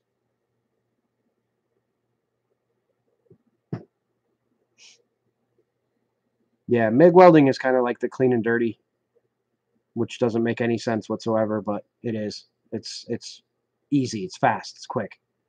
TIG welding's more precise, slower, mildly annoying at times.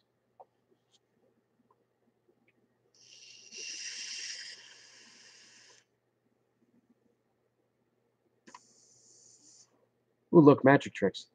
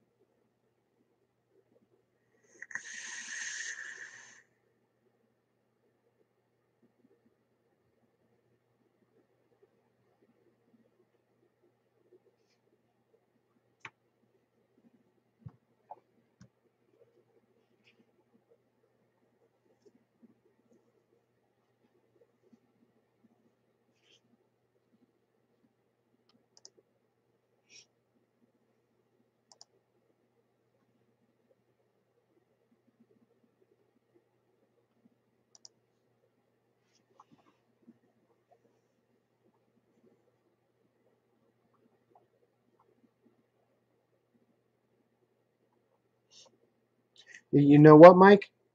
Do yourself a huge favor.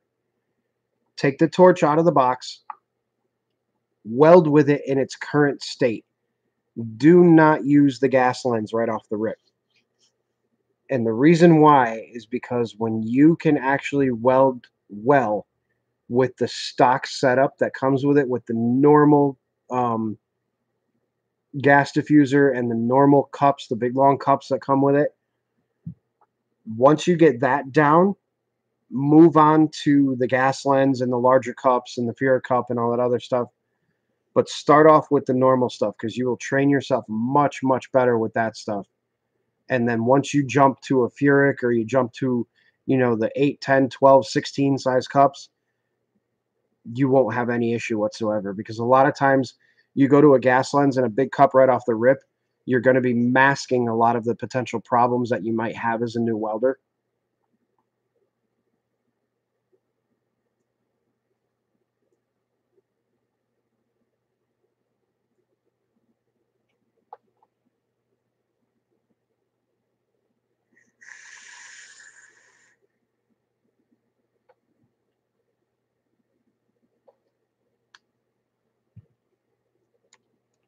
And you're going to go through that 80 CF bottle. If you're practicing on stainless, you're going to go through that 80 CF bottle pretty quick.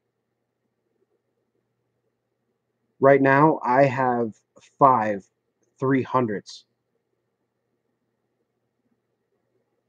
3 of which are empty.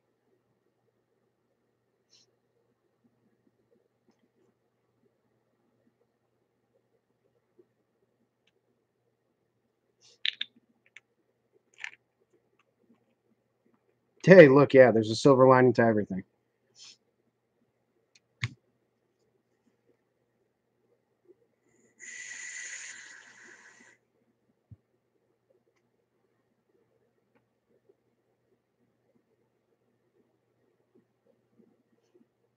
And it's funny, I actually use a dual tank setup. I use dual 300s because one 300 with a dual regulator running back purge on titanium lasts about 2 hours, 3 hours max.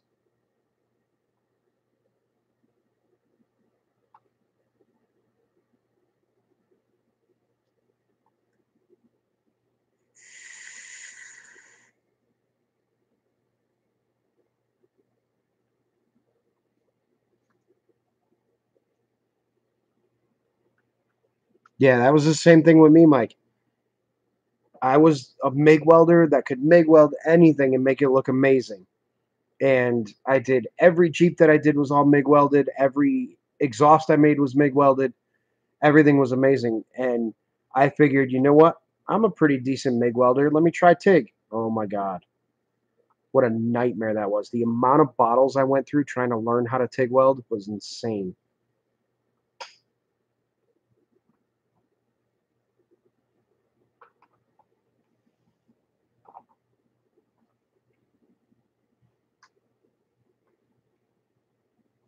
Well, Mr. Smith, if I don't know how it is in your area, but we lease the bottles here, so it costs me, I think, I have like 6 or 8 bottles now of varying gases, and I think that cost me about, I want to say $200 or $300 a year to lease the bottles. And then when I do an exchange on the 300s, I think it's like $75.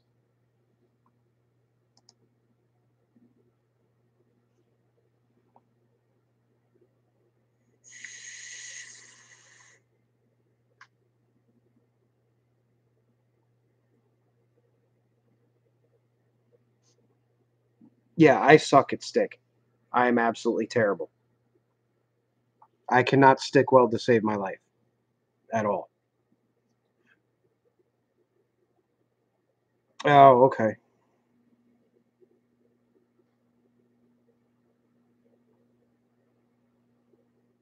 Oh, damn, Bruce, 3 weeks? That sucks.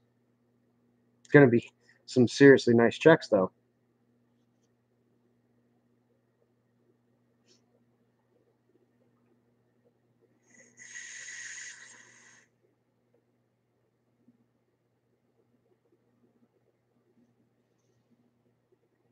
Yeah, my dad tried to teach me how to stick weld, and I couldn't.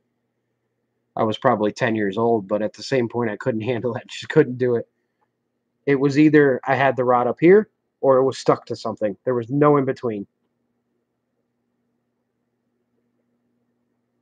And to be honest, I haven't tried it in probably 15 years. I just know that I suck.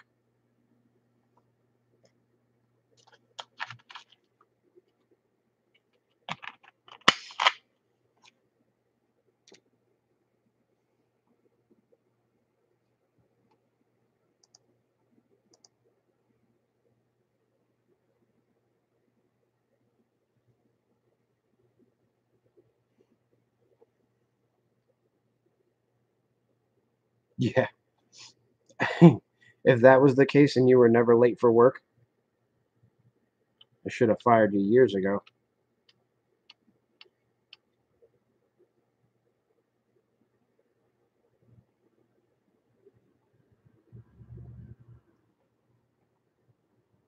Good night, Dylan. Have a good night, man.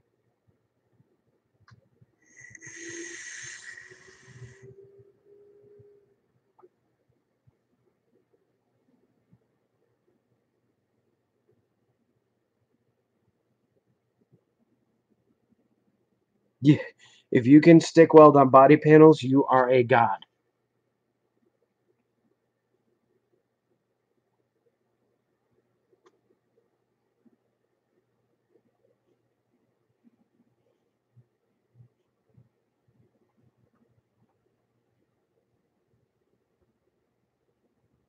Yeah, I think MIG welding kind of fails and falls a little short in welding school because it's not necessarily the hardest.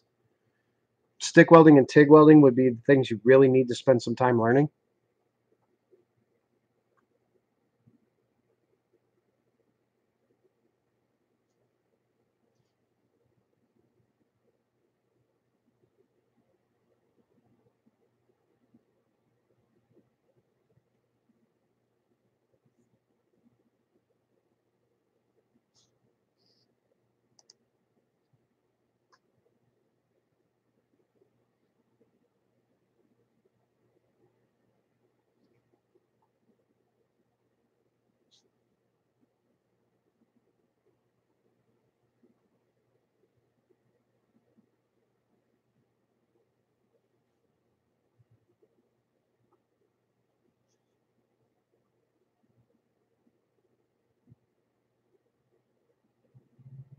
Hmm. Yeah, my dad taught me a lot about cars when we were younger.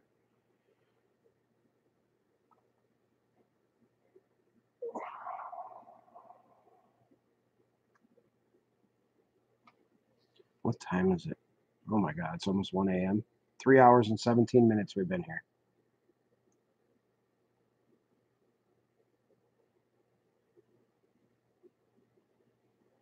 Yeah, in my first live stream, what I used to do is I would go around to a lot of the old school welders, a lot of the older guys. When I was a kid, I mowed a lawn for the owner of a company called Willie's Welding, and he was an old school heliarc welder, they used to call it, um, TIG welder. So he'd been TIG welding since the 70s. So I kind of hooked up with him, and I would mow his lawn and then go watch him weld. And I learned a lot from that. And then I would go to a lot of the old timers and just get little tips and watch them weld and watch their technique and everything else. And that helped a lot. That helped a real lot.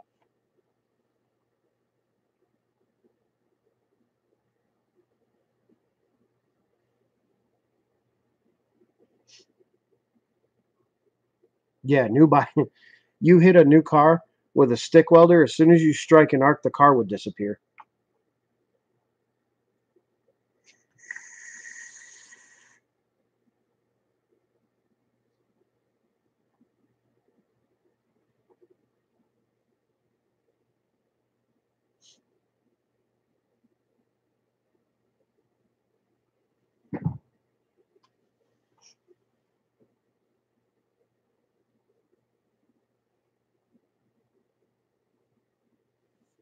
Which pedal did you get with yours?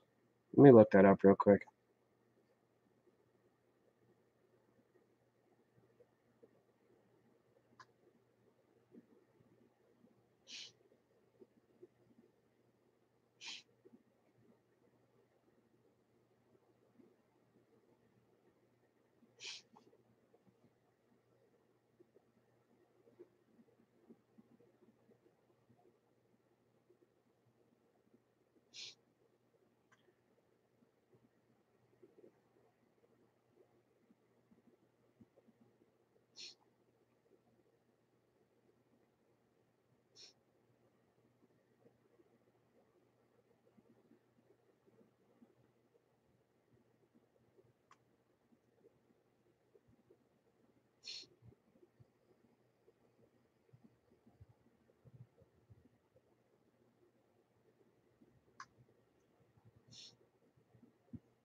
I kind of like the pedal that came on my 255.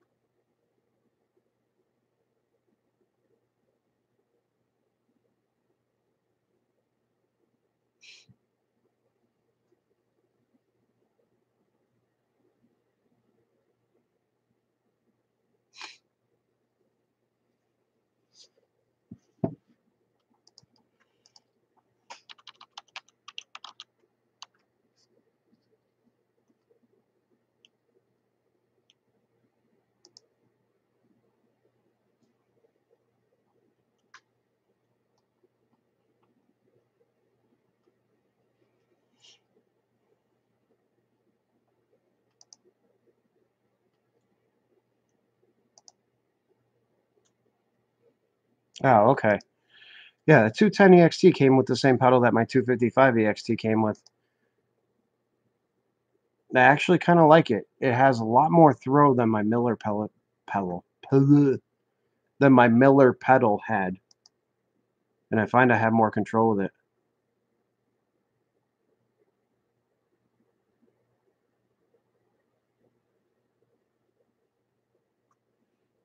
Yeah, Bruce, that's cool. That's definitely cool. There's a ton of companies out there looking for welders. It's definitely a trade that's worth getting into, for sure.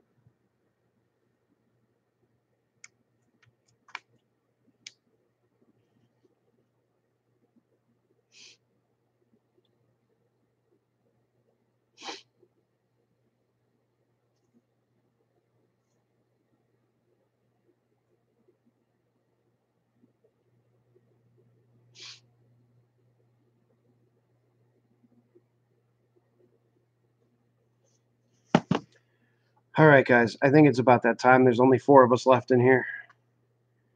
I need to go home and go to bed. I'm exhausted. Been a long day. Belt squeak turned into a water pump job.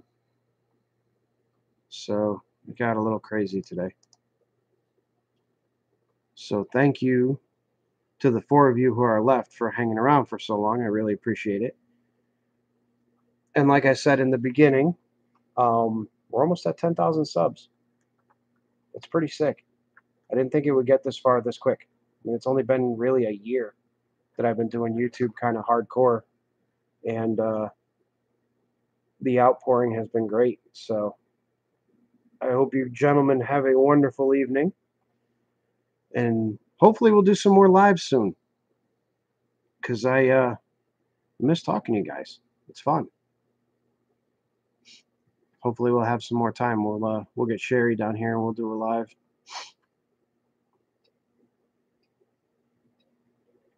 All right, guys. I will see you all later. Have a wonderful evening.